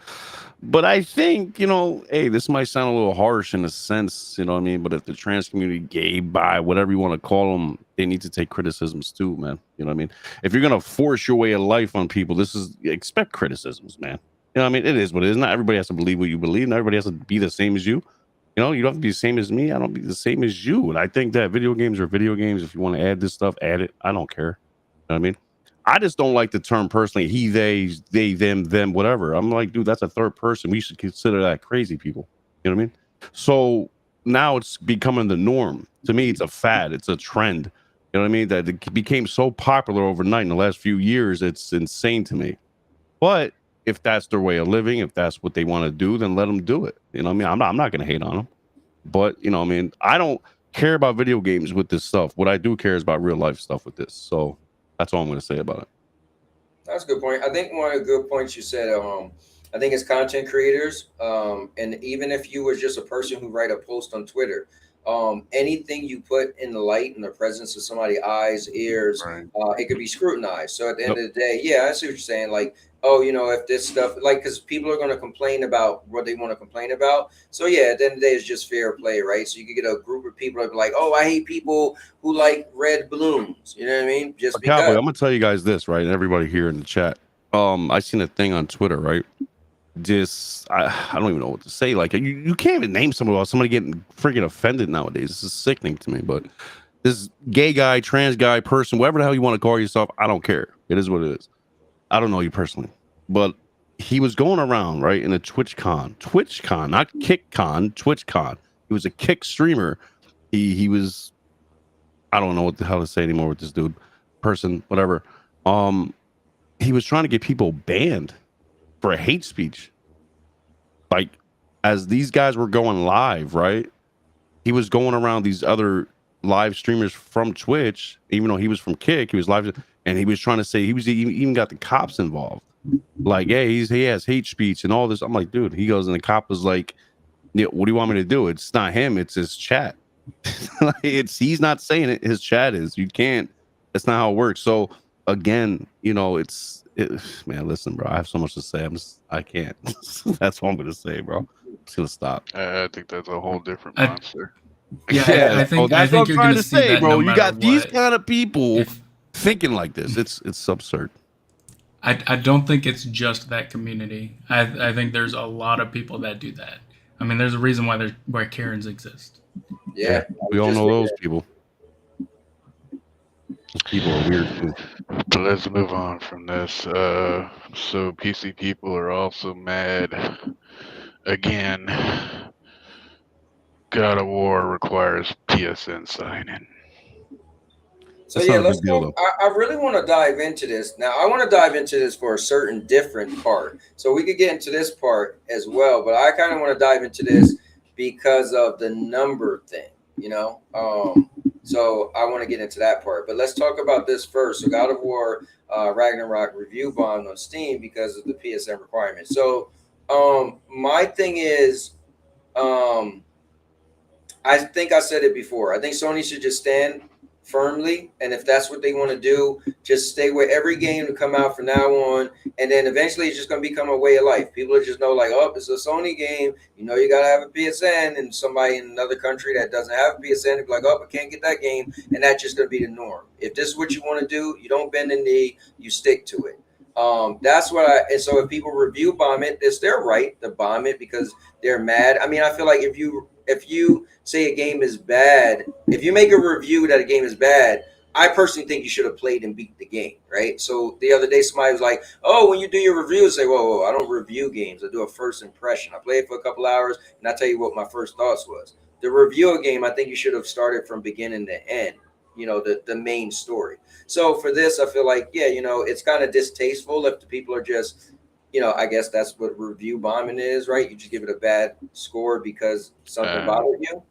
But I want to also get into the other part. So that's all I got. I have a little pushback for that because they don't have the right to review bomb just for this because it takes 5 seconds to make a PSN account. There's no big deal about it, and the countries that can't, access PSN or whatever, boo-hoo. I agree. Yeah, I'm harsh. Didn't didn't like Ubisoft and all that? This like whatchamacallit, Fortnite. Don't you create like an Epic account or something? You have to. Yeah. So what is the problem? What is the problem? You know what I mean? So well, Fortnite's only on the Epic launcher on PC. I don't know, but I'm just saying.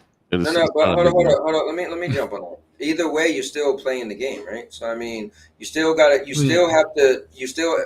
if it's only in one launcher, you still have to put your information into a game, right? That's what it's about, right? Now I get the people in different countries. Unfortunately, I'm kind of harsh about that. Listen, everybody's not driving around in Mercedes Benz because everybody can't afford one. So the world isn't made even where we say, like, we learned that in cloud gaming, right? If you didn't have good internet, guess what? You wasn't having the greatest time as I was. And unfortunately, that's just the world. So I can't feel bad for the people who live in a country that don't have a PSN account. That it just didn't come to them yet. And they got to cross their fingers and hope it does. Again, I think there's also a factor of fatigue. It's just kind of like, the subscription fatigue. There's so many of them out there that people are just like, you know what, I'm just not going to subscribe to any new subscriptions because... So hear me out. Here's what's crazy. Let's say you was a God of War fan. You played 1, 2, 3, Ascension. You played them all, right? But you didn't play the new ones, right? Let's say you became a PC guy, right? And you was like, man, God of War used to be my game. If they ever come out with it on a PC, I am there. Plus, I get the graphics, everything, the whole nine. And then they come out with it. Then for me, you just didn't want to play this game. If a PSN account stops, like the thing is, like you just said, right? Oh, it's fatigue. Are you a gamer or are you just a guy who is into complaining about subscriptions? I mean, I watch TV shows, but then when I see a show on Peacock, I don't go, you know what? I'm just going to sign up for Peacock to go watch that show. Like there's some subscriptions that I just don't even touch because I'm just like, I'm not going to deal with another one and then have to cancel. And then the thing is for me, this is funny because once I link my PSN account to Helldivers 2, on Concord, it was automatically already linked. I didn't have to do anything. So on PC? So yeah. So if you did it on one game, it just forwards over to the next one. Well, I mean, I had to put my info in, even though I had like God of War. I don't know what you're talking about with because I don't. That was my experience. I mean, I don't know about anybody else. Maybe if you had this info saved in the your browser or something, but for me, I had to enter in my stuff, and I don't have an issue with it to play my games per se. I mean, I already do it for a bunch of different games, but I can understand because I do, like for me, the subscriptions was as I gave an example of, like there's certain things that I'm just like, you know what, I've got too many, or but hold on. My only issue with that is I get that, but if there was this one show you really want, for me, right? I had got Apple TV just so I could watch Godzilla, right? I'm a fan. One of my favorite IPs is Godzilla. So when Monarch came out, I was like, oh, hell, never cared about getting Apple TV. I don't own anything Apple. Godzilla came out, you know what I did? I was paying for Apple. Actually, I think Miss Orgmore hooked me up and ended up getting it for free, right? But anyway, I was going to get it. So that's my point. I get your point. But these people might not like it as much as like you would like that particular game. So my point is them complaining is kind of like a non-factor. It should be like, you don't like, for instance, right? If you don't got skin in the game, meaning like, I really want to play that game. Why even, well, you want to go on the internet and get mad for a game you didn't want to play anyway? So is that what we're saying? I mean, I know people who just buy games just like it's nothing and don't think anything about it and then never touch it. You know, that actually happens a lot in the PC community, I would say. There's a lot of stuff on Steam sales I'll grab, and then I just don't ever play it. You know, I canceled like $150 of subscriptions this month. I forgot I had. Damn. So crazy, right? Yeah. So Yeah.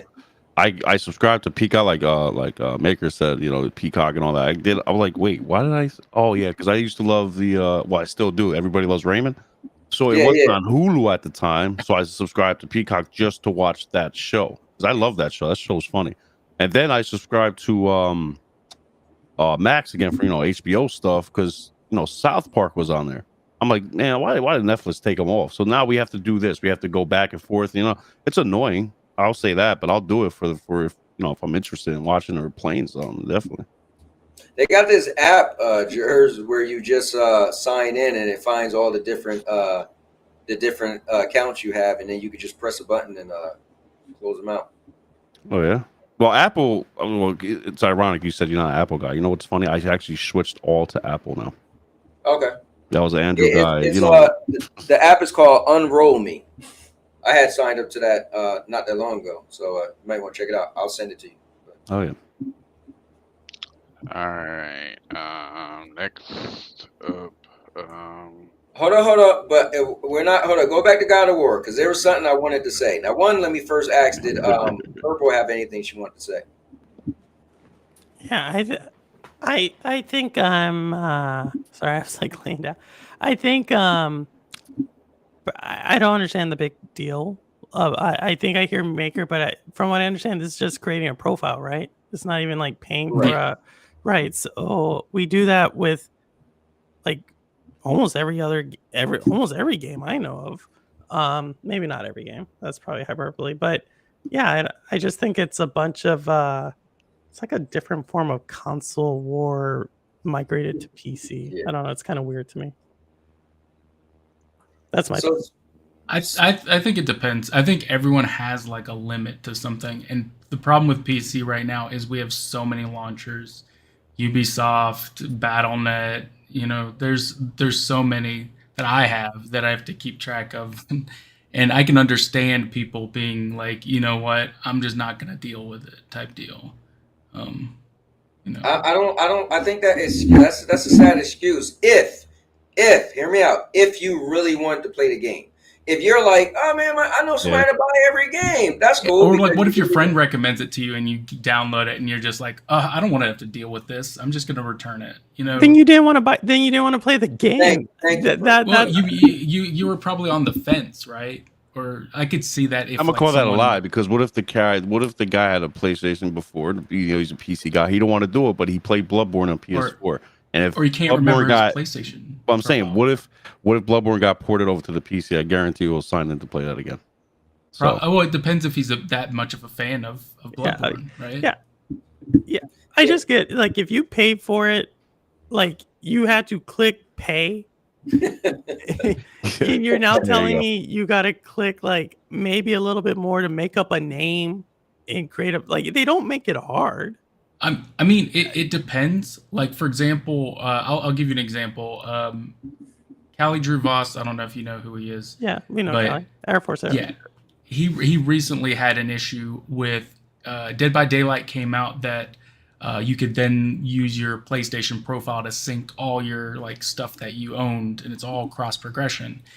He was trying to get into his PlayStation account, and he couldn't remember it for the life of him. And he said that he had to like get on the line with PlayStation support and just had like just this huge issue that like he hated it. He hated the experience that he had. He wound up just getting a PlayStation eventually because he finally got it figured it out. But it's just that hassle in itself. So, I could see to be a deterrent. Could you make up a profile? Question: Can you make up? Like, I guess my thing is you can sign up, yeah. But what if you had a profile and you want to use that profile? So hold up, Maker. My issue with that is right. That's just that again. Not saying you personally, but that's a lousy excuse. Yeah. Like no. I don't have any issue with it. No, I got you. But I'm just saying I can understand. Yeah, I see what you're saying. I can understand that. Like for instance, right when I created a Ubisoft account so long ago. Ubisoft had been out forever, right? And I was an original Assassin's Creed fan. I don't know the year they decided to start having you create an account. So when Stadia came out, and you know they had I got the Ubisoft Plus, right? Had no clue what my name was or whatever, and I had to create a whole new account, right? So then when I got back into PlayStation, my PlayStation was recognizing my PlayStation Ubisoft account, but I knew my password for my Stadia Ubisoft account. I was like, what the hell? But then the PlayStation one, technically I would have more stuff. So I wanted that one, and I fought like crazy trying to get Ubisoft to merge them and all this stuff. My point is that could happen with anything. Yeah. A damn HBO account, Apple, I mean, I don't know. That's all it takes, and then someone spreads the rumor like, you know, you're going to be locked out if you don't do such and such, and then it's all just stupid stuff. But let me get to this. So something else I wanted to get to.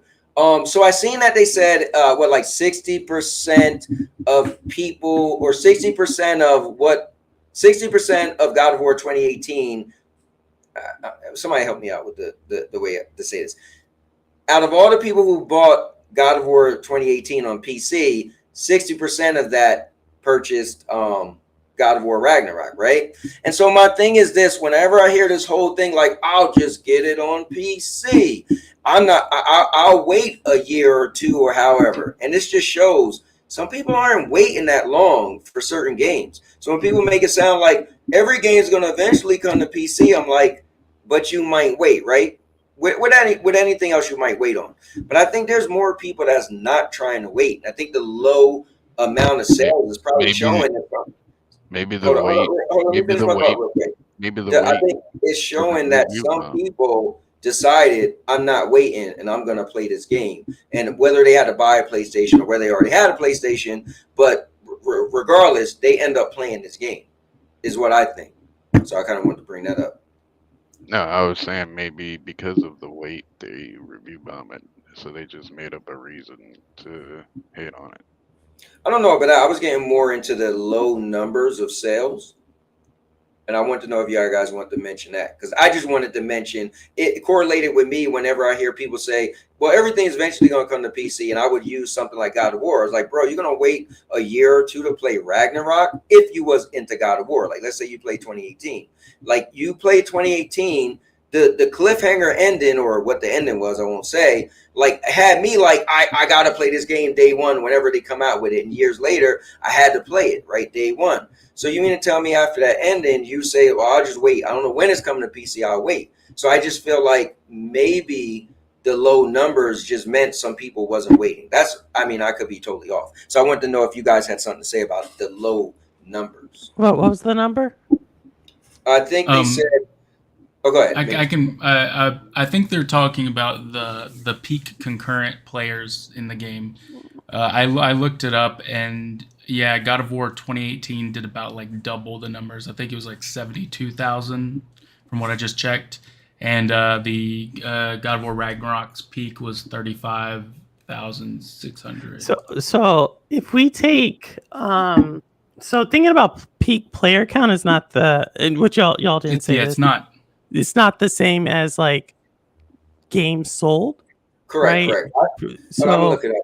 I think what I seen, they said 60% of the amount of people. I'm wording it wrong, but the amount of people that bought Ragnarok 2018. Sorry, God of War 2018. Only 60% of that purchased God of War Ragnarok. So it's saying that it didn't sell as much as the original. I mean, I think I don't know what the number is between like an original versus a sequel, or the numbers to it. What I will say is, I think like I said again, most of these games that are sold for or what I haven't said is most of the games that are sold on PC from PlayStation, the majority of them are coming from non-Western markets. So like I don't know. Like when I look at these things and I hear Western studios talk about, or Western gamers talk about it, it's like I don't even think these are like the target audience, right? I think the target audience are people who don't have access to a PlayStation. It's too like Brazil. You have access to a PlayStation, but because of the tariffs on gaming consoles, you most likely are just going to get a PC because a gaming console costs more than a PC. And I just don't. Yeah. And I think it depends on the title. And I looked at the article, so I want to make a correction. So Maker was right. So what it is 60%, 60% of the amount of people who are playing God of War 2018 played God of War Ragnarok. Or Yeah, I think there's a lot of factors in that though. Like what games are they playing right now? You know, what games are coming out. So I think it varies. You know, Black Myth Wukong did storm Steam and PC in general, but I don't necessarily think Ragnarok's a more like Eastern game. I think it's more Western focused. Yeah, it's definitely more Western, and I think the PC markets that are buying are mostly MENA, Middle East, North Africa, that region, and Central South America region, and then obviously East. Like Ragnarok probably isn't that market to begin with, but yeah, but my market or no market, why would it be 30% less? I mean, because it doesn't resonate. The story didn't resonate. Yeah. Or either the game's not resonating with people. I mean, why did Final Fantasy VII Rebirth sell less than Final Fantasy VII Remake? I mean, that's like an ongoing story right now. I don't think it's that hard of an ongoing story. I feel like it's kind of like the same game. I mean, it's kind of like I feel like, okay, so you played and beat the first one. It was the continuation, and it's kind of like, well, I could just, I guess maybe I'm saying the same thing with God of War then, right? Because it's a continuation, and if it's similar, you like, well, I could play it when I get around to it, right? I don't really, and if you're not worried about spoilers, then you could put it on hold. See, I'm the guy that I love the story of it. I'm afraid of spoilers, so I don't, you know. But some people who aren't afraid of spoilers, they might like, man, I just kind of beat that game. Like maybe they got it not that long ago. They're kind of like, I'll hold off. Same thing with Final Fantasy. The Rebirth was a direct continuation to what you was already playing. 70-80 hour game already. It's like sometimes like you just kind of want to, like when I rent games from GameFly, I have my moment where I'm like, all right, I'm just going to rent a racing game because I'm just right now I don't want to go through another long story driven game, so I kind of need a break. So that could be a thing. And now your mom. Or let's try to get through this. All right, cool. You can move on. I mean, we mentioned Marathon last week. We didn't really get into it. So, yeah, Marathon's still going to release $40. Apparently, class-based extraction shooter. They're still saying that the devs are saying that it's looking pretty bad. The devs that's making the game is saying the game is looking bad? Yeah. Yeah, I mean, Marathon's the ones that make Concord? No. Marathon's different. That's different. Bungie. Okay, Bungie. Yeah, I think anytime I hear I think there's just an entire, probably at PlayStation at very senior levels, like conversations about the strategic direction and anything that these games are developed under. We have to understand that was a different CEO, right? The person who greenlit a lot of those projects, who bought off on the vision of bringing these under the PlayStation umbrella. And so there's probably like a lot of conversations like, is this really the direction we want to go? Based upon what you just said, an extraction shooter with an unknown IP, another form of live service game. It's a known IP. Marathon is a.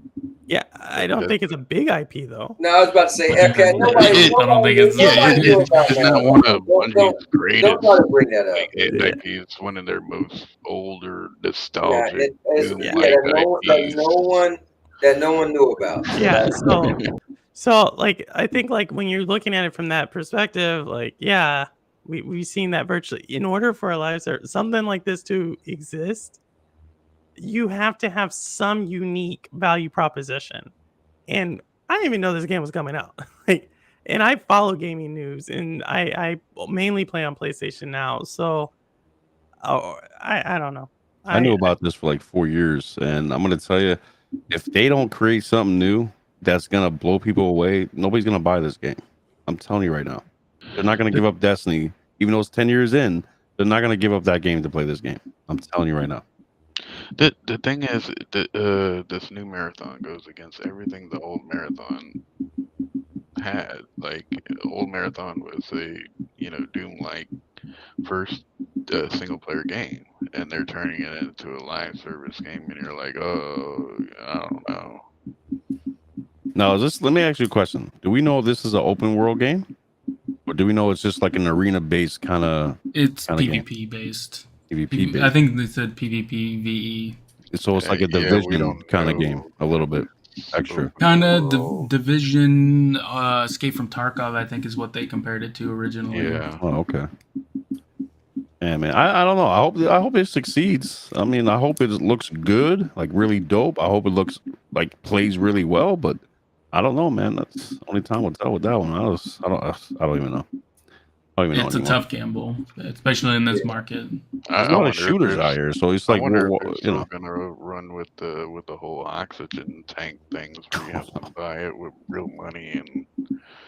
Man, oh god, oh my god, we're breathing oxygen out here. Oh it. Not gonna freaking see this one. Oh my god, we're gonna ruin it. It's so stupid. Oh, I can't anymore, man. The gaming industry's just going. It's so terrible right now. It's Sepulchre.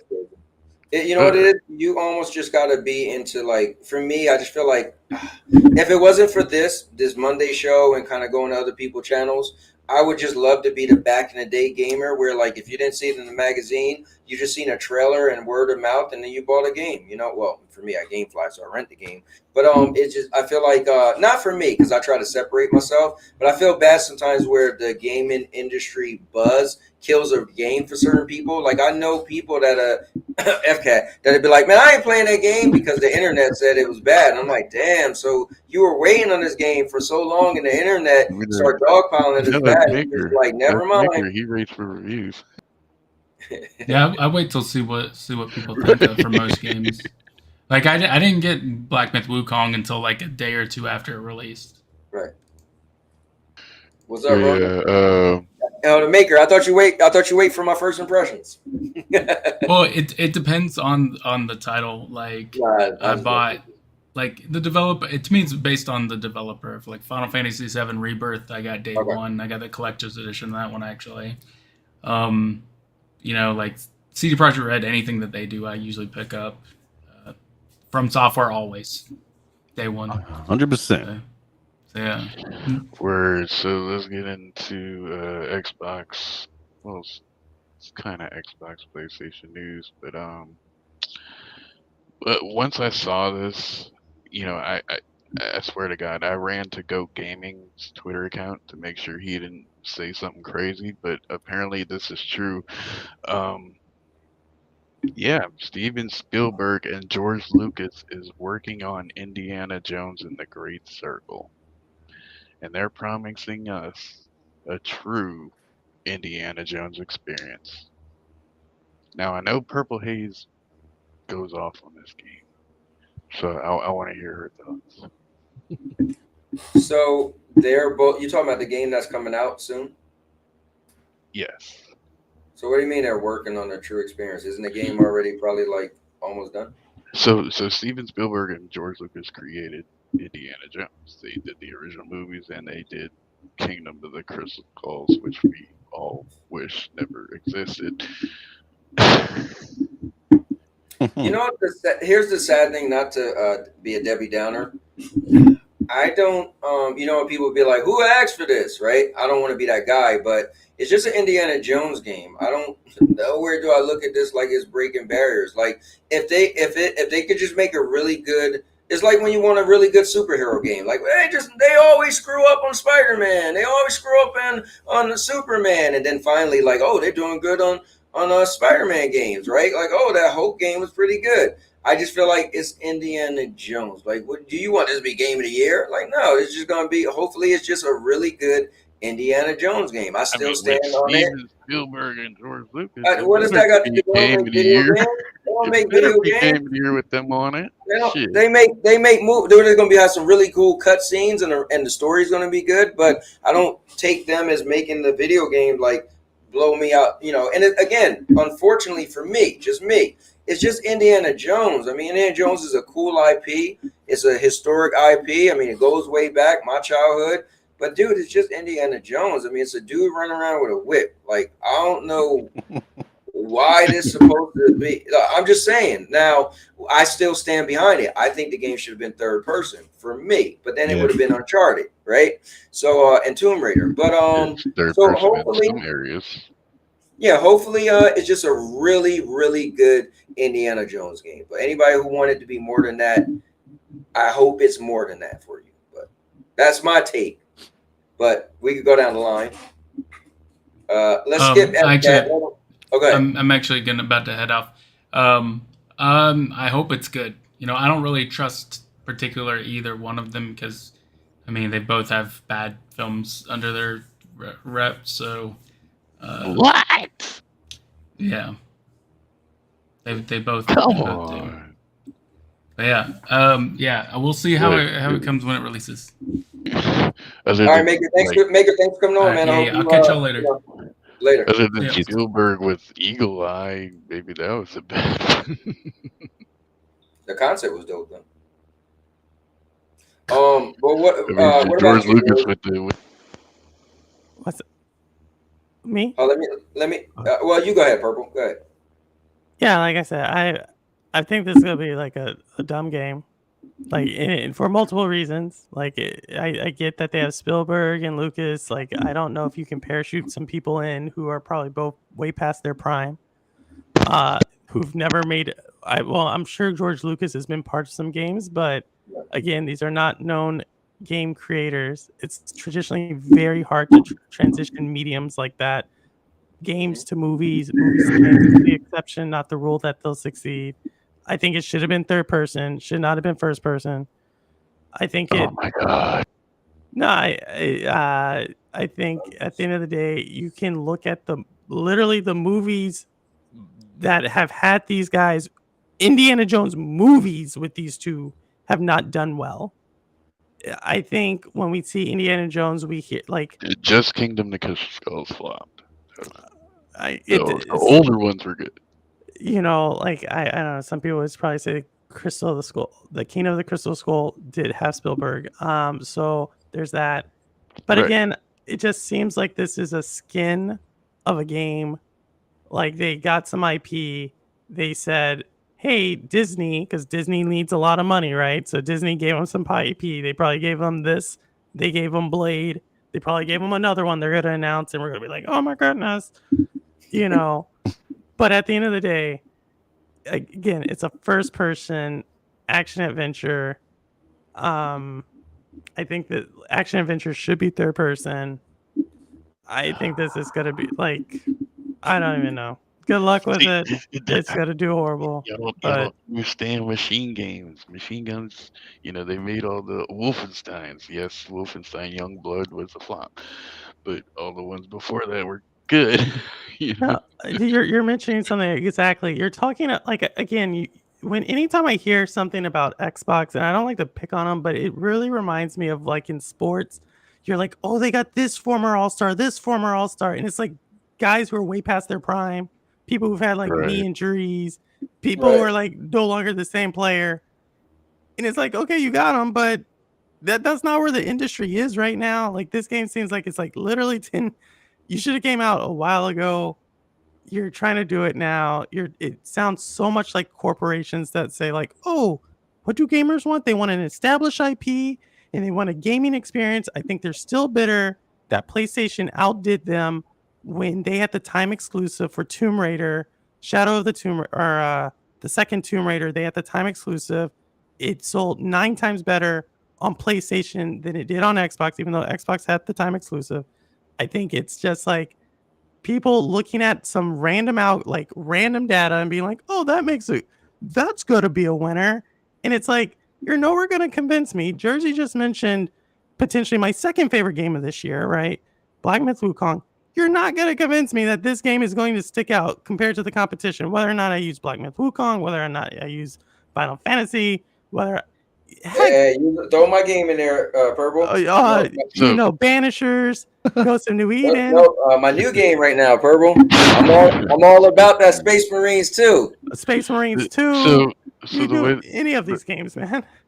the way I see it, the only way I see this game flopping or failing or being bad is if it gets review bombed for the modern audience thing, and also if trying to think that and how quick, how fast it came to the market, like because it wasn't a very long You're dev literally time. you're giving the reasons that you already know is hold going up, to happen. hold You up, already FCat. know. I Let know me it's gonna happen. I just hold don't want up. it to happen.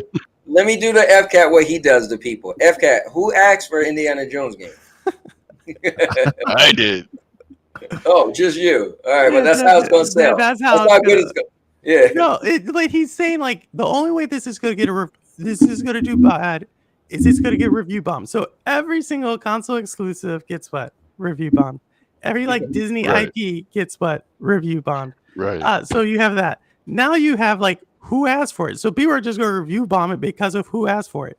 Indiana Right. Jones is like who like us who are like right there at our 50s. I know Cowboy, I think you're still in your 40s there, but us who made that jump already, Yeah. Hey, Purple, stop it. we already know like this I'm, is like I'm, I was in my first marriage when this game came out, so like I'm or not when this even IP came out. considering this as an Xbox game because it's coming to PS5. Like this Yeah, Yeah, no, but it's coming. not till later on. Not till later They're on. they're still gonna review bomb. Like everything you just outlined is why it's gonna get review bomb because that's always happens to every game, right? right. And you have your critics, and the only way it gets the games rise above the critics is if it's like a really good game, right? Hey, and you know what's cool? They didn't review Space Marines too. Because they did it right. That community Yeah. now what they are going to review bomb is that Amazon series coming out, but that the actual game, Right. speaks to what the gamers want. That Right. the people who are part of that IP tabletop games, plus video game people, are like, yo, it's a fun game. So Yeah, Well, you know you there are what? people Not to complaining take this off of about the Indiana female Jones, about but the I think female. what was cool is even before I heard the internet saying it, when I played it, and Yeah. I didn't buy it, I game flied it. But remember, when we go back, I don't think it was a year ago, but earlier this year when they had that first game gaming event, what we call them again? Showcase, right? And when they showed it, out of every game, I was like, that Warhammer game, it spoke to me, right? It looked super violent. It was third person. It had like abilities or whatever. I'm like, it looks cool, right? So fast forward almost a year later, I get to play it, right? I was never into Warhammer, right? So I game flied it, right? And I'm like, dude, and I kept telling everybody, it feels like an older game where they gave you a story mode. They gave you a multiplayer mode so you could play co-op if you want with your friends, some side missions. They got nothing to do with the regular story. And then they got a PvP mode. There's no live service or ever lead on. It's just like what a game used to be. Like a good game, you could play and beat it, it'd be done, and call it a day, right? Or keep playing the multiplayer. And so then I heard the internet was pretty much saying what I was saying. I was like, oh, this is dope, right? I mean, they could have said it first, who knows? But when I got my hands on it, that's what I said. So I think for those reasons, Space Marines is cool. But I just want to mention that. And I didn't beat it yet. I probably will beat it today. And it's short, too. I heard it was only like 10 hours. But, this whole house thing got everything in my life going slow. So with that being said, Indiana Jones, listen, FCAT, I hope you love it. What I always say is kind of like Purple, right? I just hope what I love is when gamers find a game they really like, right? I love that the most. When you're like, dude, I love this game. I remember like, that game's terrible, but I'm glad you love it. When I see people get excited, video games make people, something what video games do, when you play a certain story, you see a certain graphics, like certain music, like when you see a gamer really, it's something like I feel like if you was an actor or play sports, you get your 15 minutes of fame, you get like this extra, like, well, I feel like for me as gaming my whole life, there's certain games where I'm just like, you get this, like, you goosebumps that this game it did something to you. You know what I mean? So I love when a gamer find that game. And FCAT, I don't know anybody else who's been talking about Indiana Jones like you. So I hope it does that for you. But yours, what's your thoughts on this Indiana Jones thing? Oh, I am a big fan of the movies. The Crystal Skull one, not so much, but I enjoyed it, but not, it wasn't terrible to me. It's just not better than the old ones. You know what I mean? But again, probably gonna play the PC version. I don't trust it being on console. PlayStation's coming later. I'm not playing on the Series S with this game. Oh no, we ain't doing that. Yeah. So listen, man. Only time will tell. Again, I hope it's a good game. Good, just like you said, a good Indiana Jones game. I think we can use one. You know what I mean? But it's fun. They're just fun games. But I hope it does good. That's it. I mean, and I'm gonna play on the PC version, so I'm happy for that. I mean, what more can you say, right? But Sarah Blow's in the building. What's going on? Jason's in the building. What's going on? But yeah, I mean, yeah, I just hope it's a good Indiana Jones game. I mean, it's an interesting take for being first person, and with the trailer, look cool. I'm like, you know what? They might pull it off. But my only problem with first person, in my mind, Indiana Jones feels like a limited character to use, right? You're gonna use your whip. You probably gonna have a gun. Like, I don't know, like. And again, is it going to be similar to Uncharted? Maybe. Is it going to be similar to, Lara Croft? Maybe. But I feel like I don't know. Actually, Action Machine Games came out and they said in Indiana Jones game, you're going to want to use less of the gun. Okay. And you're going to want to look at it less of a first-person shooter. Is anybody here going to try out the new Silent Hill 2, whatever, when it comes out? No. So I need to see. I think you said it looked good. The last trailer I seen, it looked like a PS2 game. So I just need to see. No, it looked really bad. So I need to see. It looks better. I believe it looks a little better. Oh, does it? Yeah. Wait, the trailer or the demo? I seen some demos, but I mean, it's probably not going to be better than God of War Ragnarok or anything. But it's a horror Silent Hill. That's why it's creepy to me. Yeah. So, my thing is, I was never I beat part 1 or back in the day. But I gravitated more to Resident Evil. Like I remember when they both came out, and Resident Evil was first. But yeah, I don't know. Silent Hill is more slower. And I long story short, I'm not enthusiastic about playing it. You know me, I will game fly it, so I will play it. And I'll definitely dive into it. I love horror games. I like, I've seen the movie. The lore of Silent Hill as a game has always been cool, right? It's out there. It has its own carved its path in gaming, right? If people know what it is. But what I've seen does not make me enthusiastic to play it. And that's my problem. Years later, you give us a new Silent Hill, and what I've seen, they could have changed. I mean, that happens all the time. But what I've seen, I was like, whoa, why is the graphics so bad in this trailer? So so I'm, I will play it, Jers, but I'm not enthusiastic about playing it. So the only thing left to talk about is what do we expect to see tomorrow at State of Play? I forgot all about that. What time is it? Do you know? 6 p.m. Eastern. Oh, okay, 6 p.m. Eastern. And I gotta jump out of here, cowboy. I'll see y'all next week. Okay, I'll see you. I'll talk to you in Discord. Man, that is a good question. What will we see out of tomorrow? Well, I think they're probably going to show some games and what these games are going to do differently or look differently on the PlayStation 5 Pro. I would like to think that. At this point, you got to start trying to sell that PlayStation 5 Pro. So you got to show this cool game will be on PlayStation, and get you hyped up. But also, if you had the Pro, blah, blah, blah. Now, specific games, I don't really know. Is it time for us to finally see Wolverine from Sony gameplay? I think so. Definitely. Right? Definitely. Yeah. It is September. They always come out with big announcements in September. Last year they showed Spider-Man, that 13-minute trailer. Yep. And I really gave up on Bloodborne being remastered, so I know that's never going to happen. You don't think they're going to do it with the power of the Pro? Well, nah, man. I think, honestly, if fans want it enough, they'll look at it, probably be a remake for PlayStation 6. Okay. Or a high-end remastered. Like Demon Souls, like a highly remastered. Right. That's as far as I can go. Yeah. Yeah, I don't. Purple, what about you? What do you think might be coming tomorrow? Yeah, I'm gonna have to catch the replay of it just because I'll be at my brother's. We're taking him out for his birthday tomorrow. But I think, I said it back in the Summer Games Fest. Everybody from the console warring, we're like, where's PlayStation's? And it's like, PlayStation's already showed their roadmap that they say stuff in September for the end of the year, like that. And I think that's smart. Like, don't show me something until you want me to buy it, kind of deal. Don't give me like 4 years in advance and undersell Hellblade 2. But I think Wolverine X-Men, what I've heard also, not that I like this game, but I know I have a lot of friends who really do. Ghost of Tsushima 2, right? I heard that potentially could drop. So yeah, I mean, PlayStation is a hardware selling company, and they know that they need to sell hardware. So I would assume they're going to show. They've probably mapped it out. They're going to probably drop something no one heard of.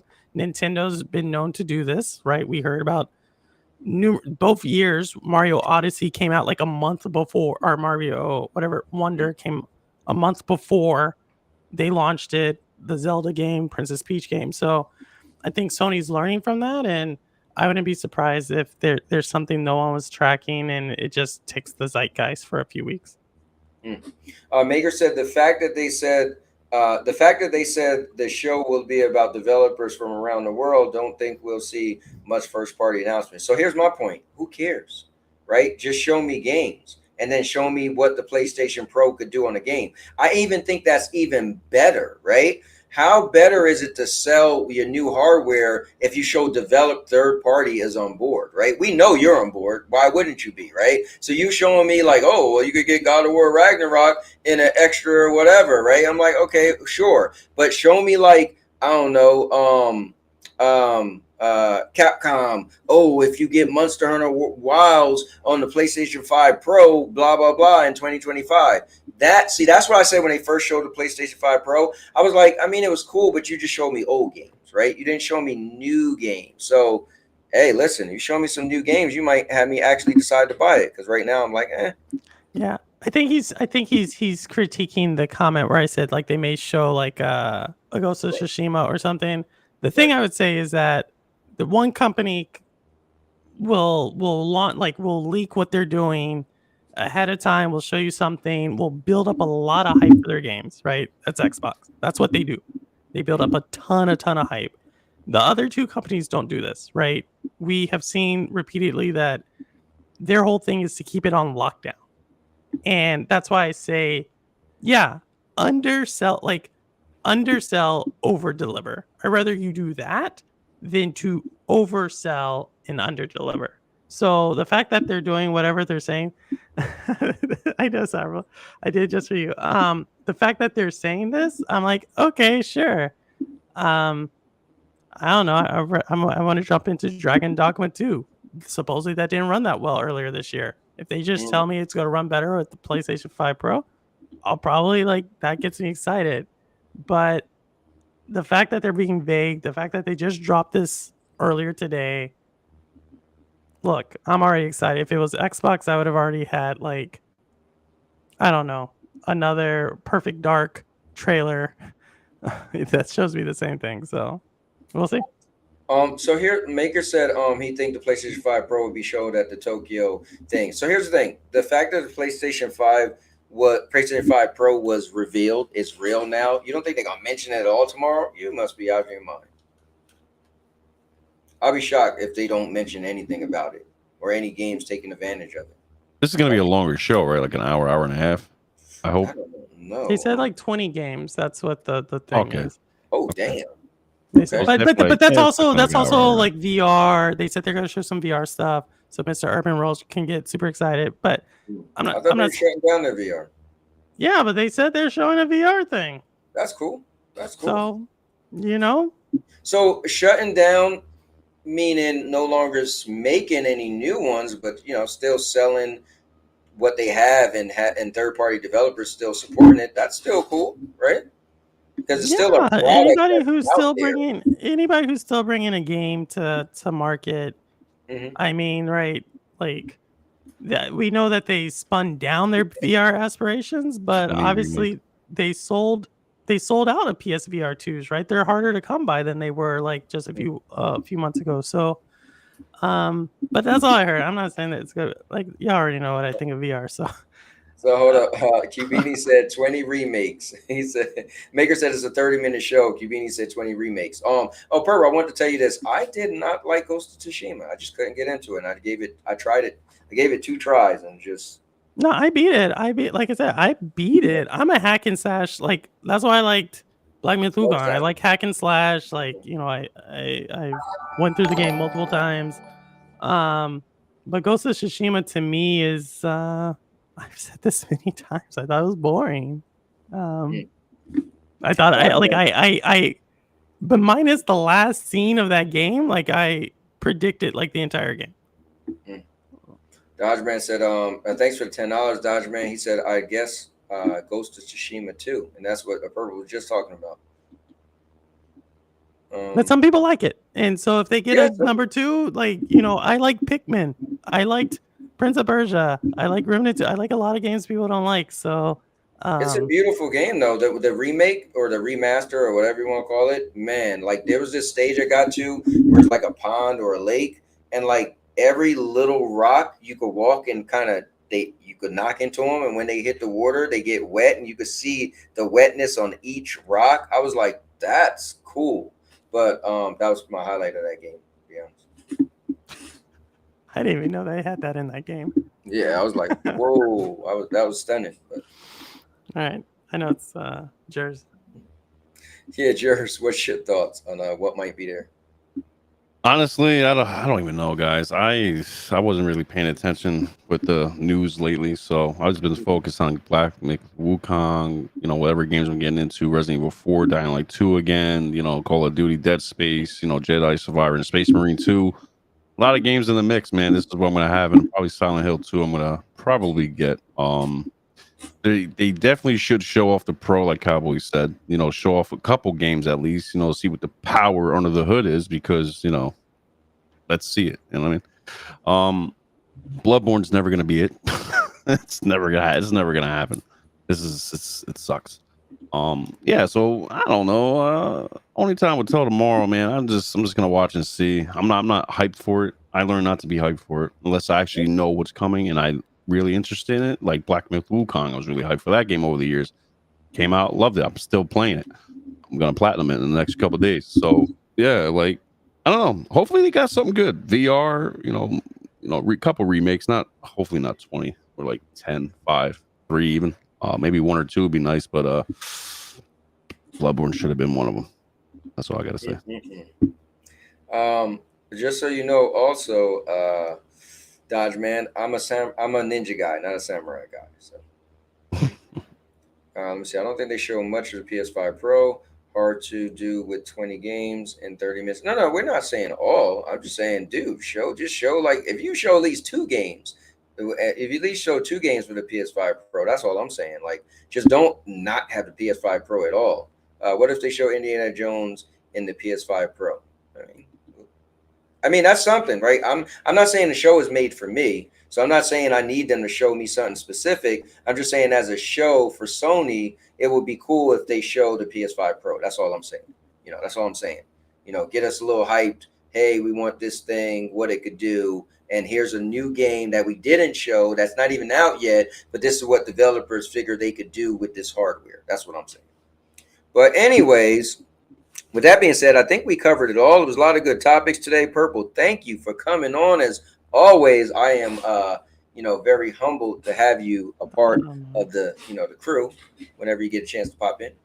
Thanks. Thank FCAT. I tried to move some calls around so I drove in just so I did not have to rely on the train to get back. Nice. So like I was rushing to get back. I had it prepped to where I could just press go. So thank FCAT. That's cool. Well, definitely I appreciate FCAT more than he knows, as I put up with his nonsense a lot of times. But yeah, it's cool. Jers was on, Maker got to come on, so it's kind of cool. And some people in the chat haven't seen for a while, like Jason and Sour Blow got to pop up. So good stuff. Still enjoying having fun. I just been so busy, so I definitely dropped a lot in content. But I am still the king. But yeah, once I get my life together. But the house is going good. like I said, the inspectors for them came out today. The inspector made it seem like it went pretty good as far as, inspecting our house. We had our CEO come out. The inspector for the certification occupancy came out last week, got flagged for like 19 things. He was being a little bit nitpicky, and I think my wife pushed me to piss him off. So, but at the end of the day, I fixed a bunch of stuff already, and I got some guys to come out yesterday. They'll give me a quote in a couple of days of how much it costs to fix the other stuff. And then we still are looking good. I don't know if I told you my date, Purple. Do you know my closing date? No, you already have a closing date? Yeah. So we've actually been under contract for about 3 weeks now. Yeah, we've been we've been out of attorney review 2 weeks ago. Yeah. Well, so if you already have the closing, because I know in New York, so you're already done. You did the hardest part, like, right? Well, so today was important because in our contract, our lawyers, right? So they got a conventional loan.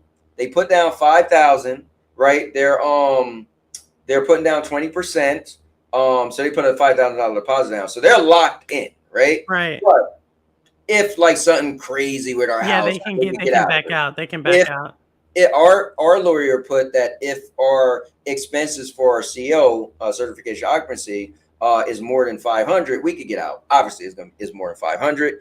I swear, I feel like I live at Home Depot, but we want to sell a house, so we're not going to back out. But we had to get rid of our pool. Like they came out, I was like, oh, you got a permit. You got to have a grounded wire with a box next to the pool. I was like, how am I gonna do that? He was like, run the wire under the ground. I was like, this is like a $600 pool.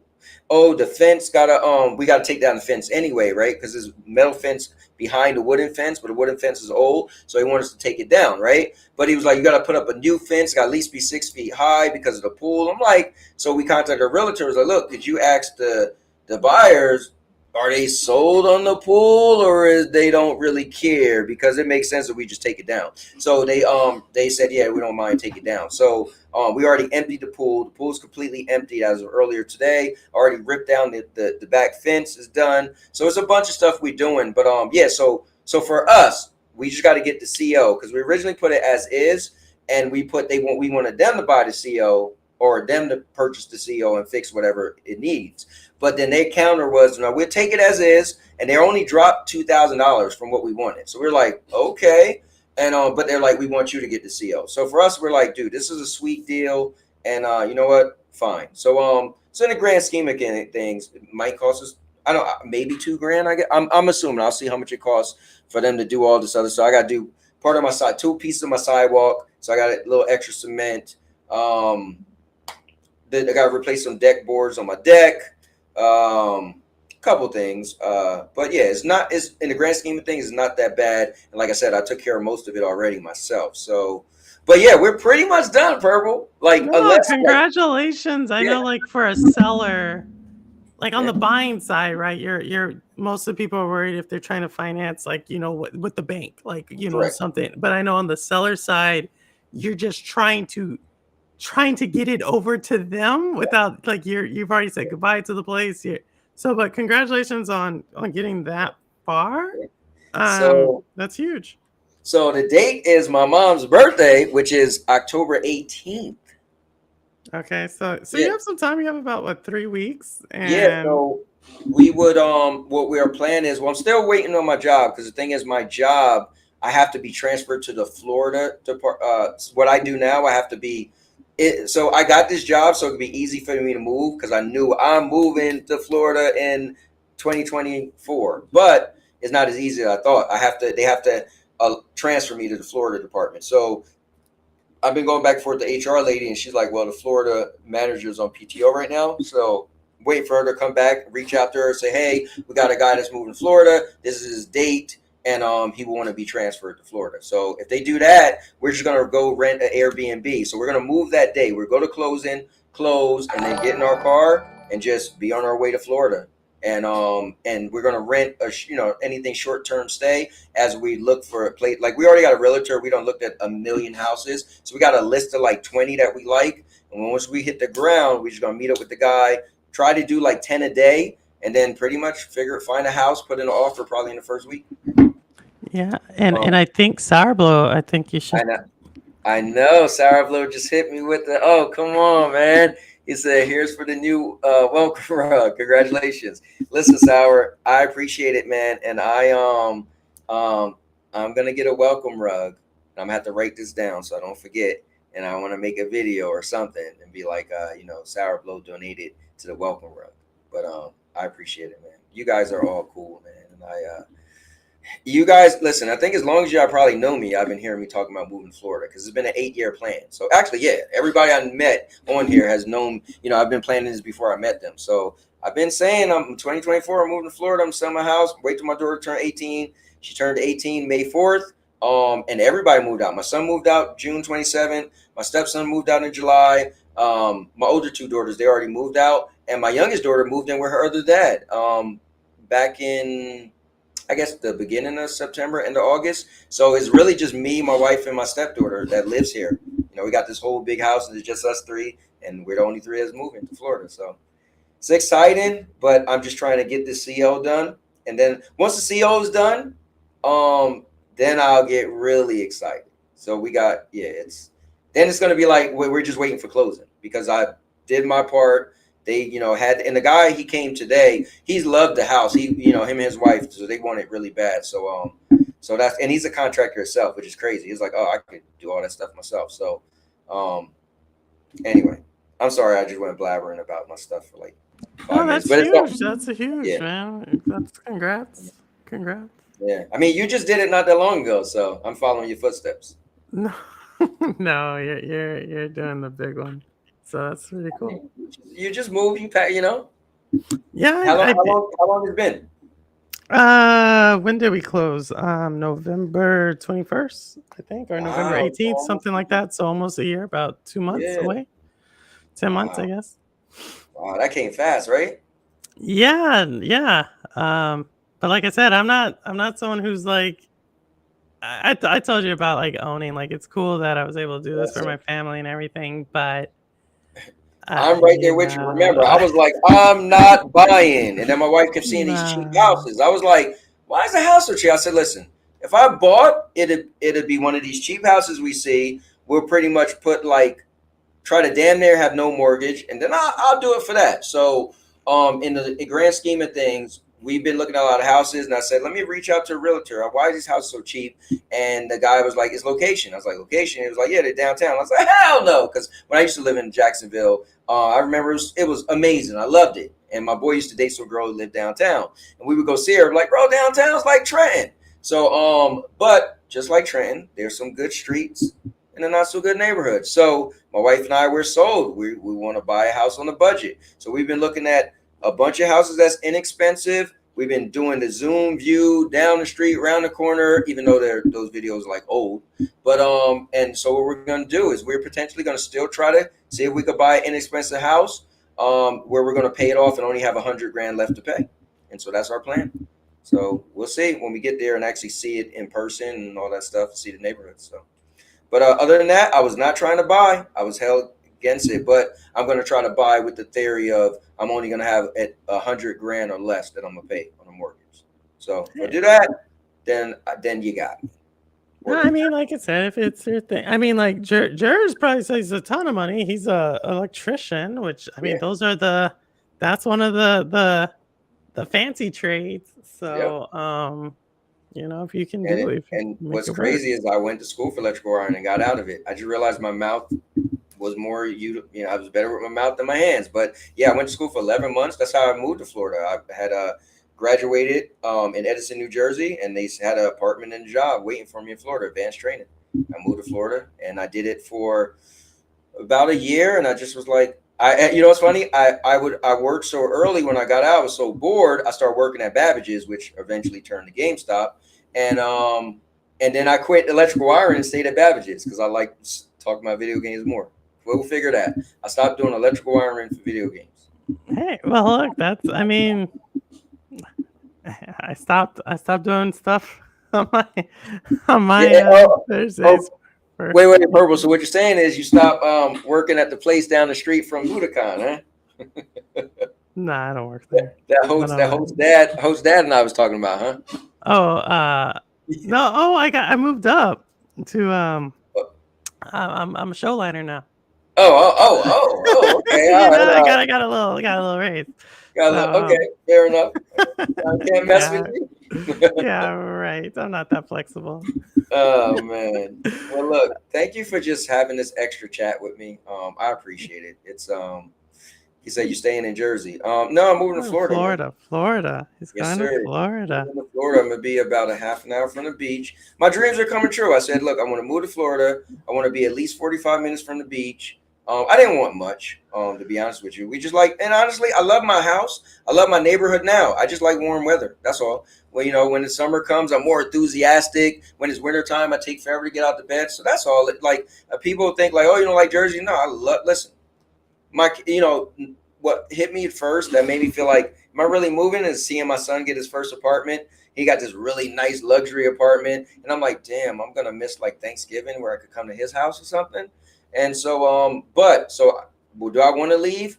Yeah, this is personal and this is selfish. It's for me because I did my job. I raised my kids, so they're all over 18. They're all doing their stuff, right? So this is a me project. But yeah, I wouldn't. I'm just doing it because I feel like you get older. It's up to you. You can move where you want, right? We usually live where our parents moved, right? That's where we end up living. But no one says you got to stay there, right? So it's nothing against Jersey. Just that's where we wanted to move 8 years ago, and so we're gonna make it happen. Well, I will say this, Cowboy. You never say never. I know that's been your thing. So I know you lived there for a year, so you probably won't. You know what you're getting into, but Right. you never know. You never know. You may be back up. You may be back up. You may Maybe not be. listen. My mom moved to Florida. Similar to me. She got married when I was young. I was probably 9 or 10 or I don't know, 14. I don't know. And she went to Florida on her honeymoon. She fell in love with Florida. Came back for years. I'm moving to Florida. I'm moving to Florida. I'm like, Mom, you ain't moving to Florida. We got older. My mom moved to Florida. She was there for 17 years. And my grandma got sick. My mom moved back to Jersey to take care of my grandma. My grandma passed away, and my mom never went back. Yeah. Well, hopefully your mother does not get sick. Yeah, I'm not saying that. But no, I hear a lot because a lot of my friends are retiring now and or retired, and some of them move somewhere else, and then they end up. Sometimes it's not their forever place, especially now. Some of these places are not like what it was like 10, 15 years ago. Well, and think about it. I was in 10, 15. That's nothing. I was there in 99 and 2000. So that's like 25. Correct. Like that's my thing. Like correct. Like some of these places are not the same. Right. No, trust me. But they were. So, but hopefully, I mean, I've never been to. You said Jacksonville, right? Yep. Yeah. So I spent time in Orlando. I spent time in Miami. I spent time in St. Petersburg / Jacksonville, or no, what's the one right next to St. Petersburg? Tampa. Tampa. I spent time there. I've never spent time in Jacksonville or any of the northern part. Yeah, Jacksonville is interesting. I mean, it's the first city you get to, right? It's fun fact, it's the largest city in the United States land-wise, so it's crazy. It has its own zoo, airport, 3 beaches. It's weird. Downtown, literally, you get from downtown to the other parts by a bridge. It's like, wait, so how's that the same city? So it's massive. So when I did electrical iron, I would have worked for the rest of my life. Places building up all over, but at the end of the day, it doesn't really. I like Jacksonville because it's northern, and the last hurricane they had that did significant damage, and significant damage was just ripping off 30% of their pier, was in 1964. So they just historically don't get hit by hurricanes. So when we went to Florida 8 years ago, and my wife was like, we got to move here where her friend lives in Fort Myers. And I was like, listen, and for people who live in Florida, I'm not dooming, hurricanes. It is what it is. It comes every year or don't come. But I was like, I don't know. When I've learned that about Jacksonville, and then years later, they just don't get hit like that. So I even remember my wife, I was like, watch this. And it was one of the storms they had. And my wife Googled like Jacksonville. And on TikTok, it was people in Jacksonville, and it's messed up, but they was making fun. They was like, oh my God, the storm. And they was recording outside where it was just raining, right? And so they don't really get hit like that. And then they had a bad hurricane, and my wife's friend came to Jersey, and left her husband in Florida to watch the dogs to escape the hurricane. And my wife was like, I was like, yeah, so the further south we go, we might be coming back to Jersey to stay with our kids or something. But Yeah. Jacksonville, you know, they don't really get hit like that. So, Well, hopefully you, like I said, hopefully I mean, congratulations again. Hopefully y'all have a, you know, safe time down there. right. I know you've been talking about this since I even first came on your channel. So I just want to say congrats to that. Also, just slight update, Cowboy. I Okay. did reach a milestone, which is really big for me. I can now do super chats on my channel. Oh man, just But I wait for can't do Thursday. membership. I can't do member. It's kind of Okay. weird how they did that in the Yeah, back.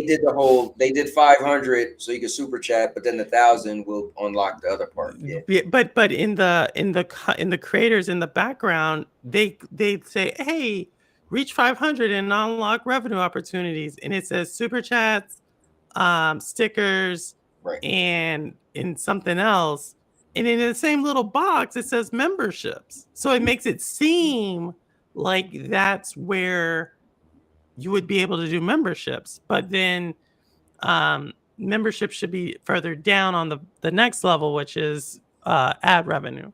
But they put memberships up there with the super chat, so it's kind of weird. Like, so can you or can't you? I can't. You Okay, memberships. you went into the studios and checked?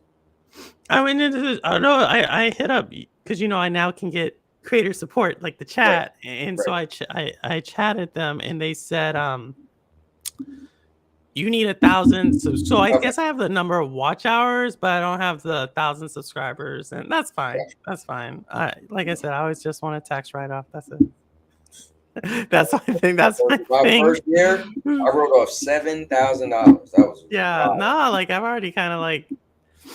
I just, built my own LLC. It's kind of like just an incubator, building an LLC for it, and now just using it as, like I said, any of this stuff I'm going to use as startup costs, the lawyer fees, the legal fees, all is going to be startup costs. So, yeah.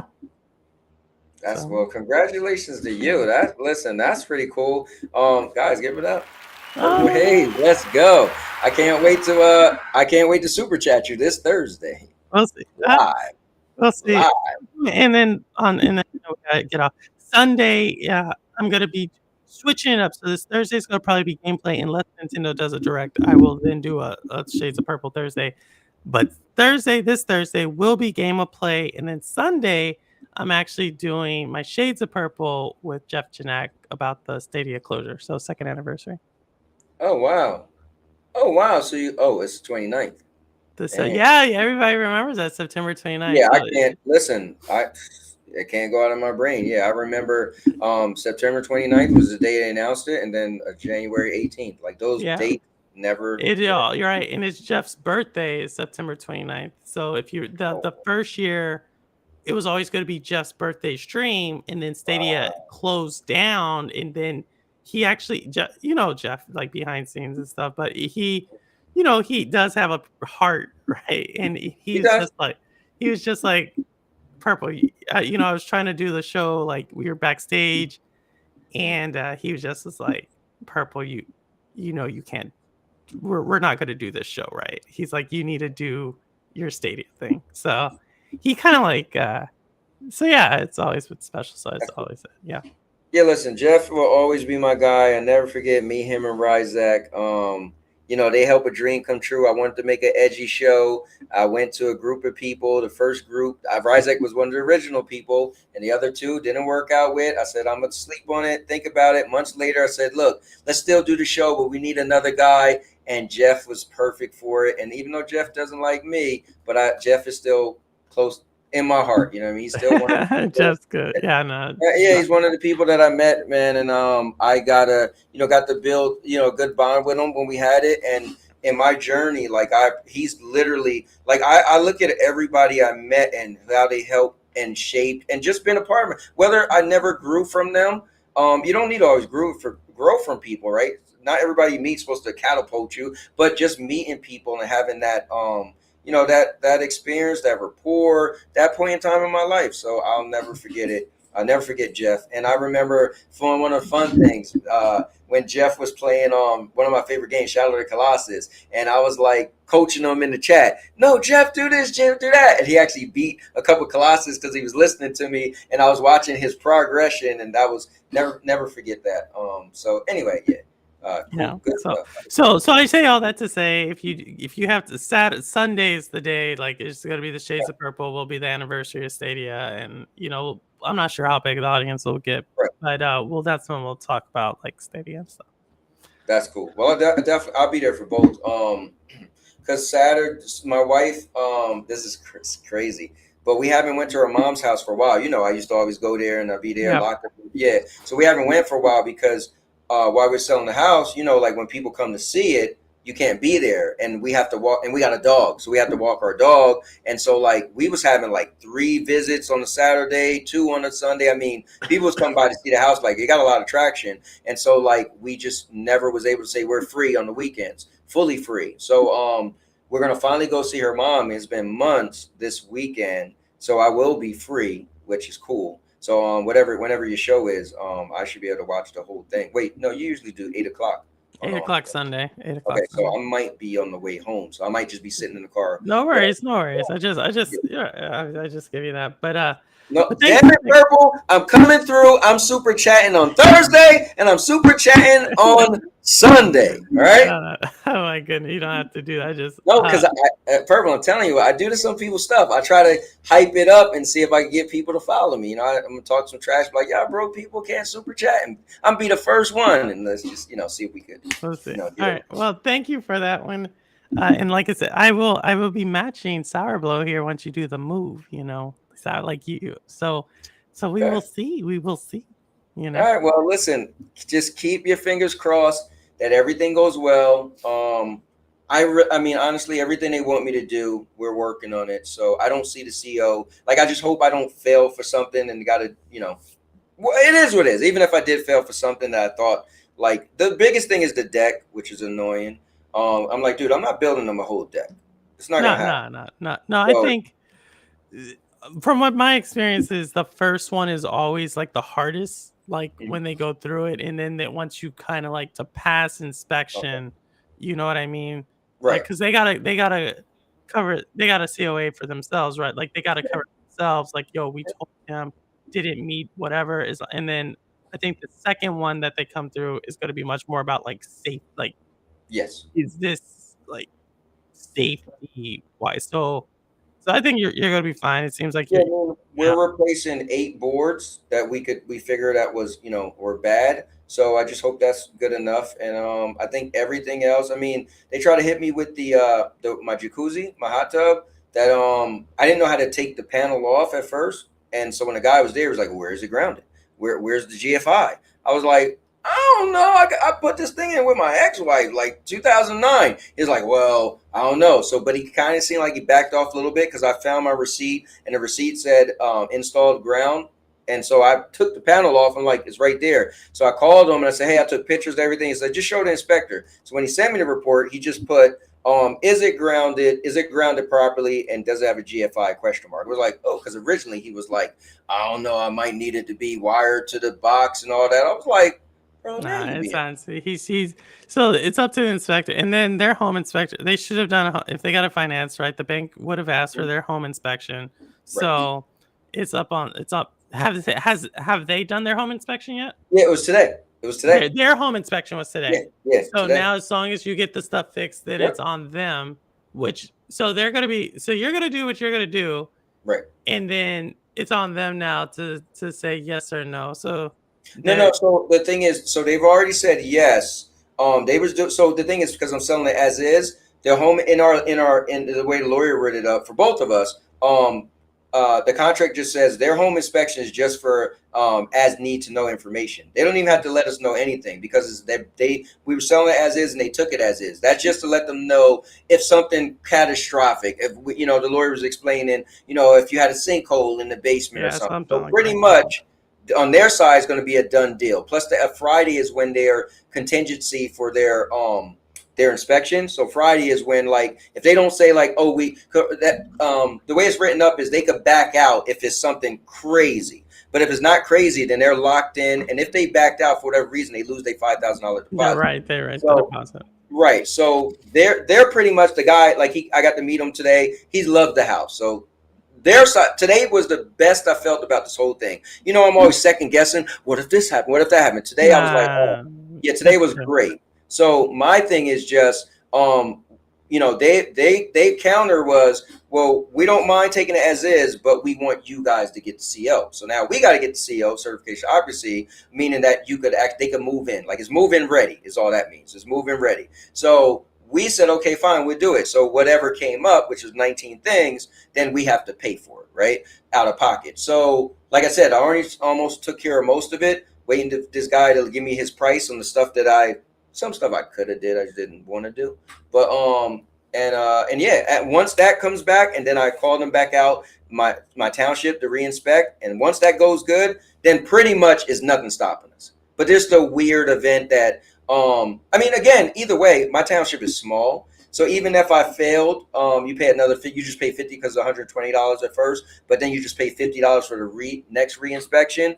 And so I would have found out what that would have been that they had a problem with. I would have got it done properly to appease them, and then pretty much we're locked in.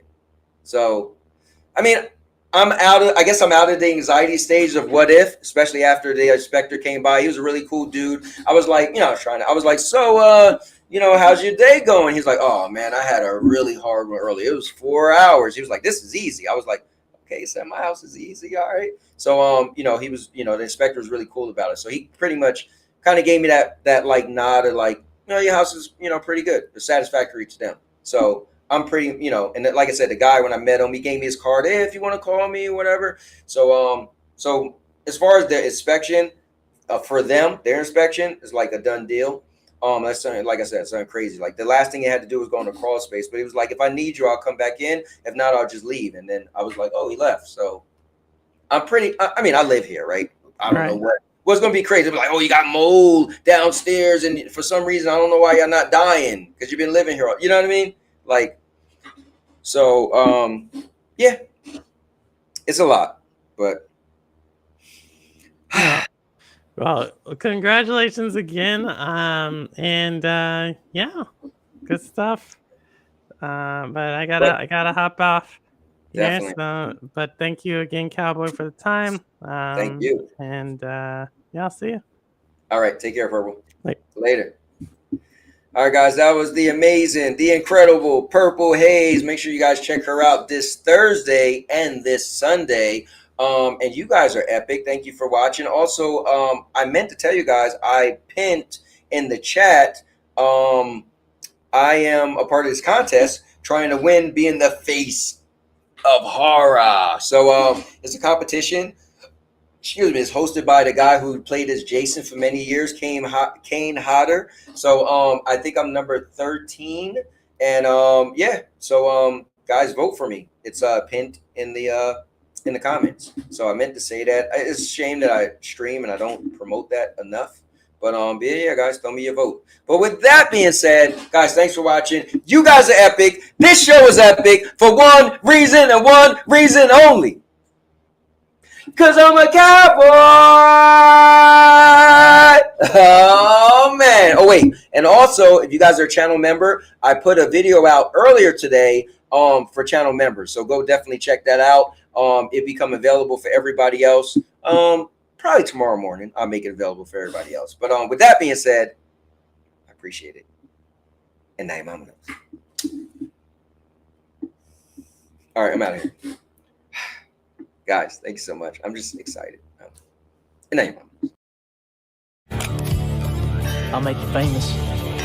Because I'm a cowboy! Oh, man!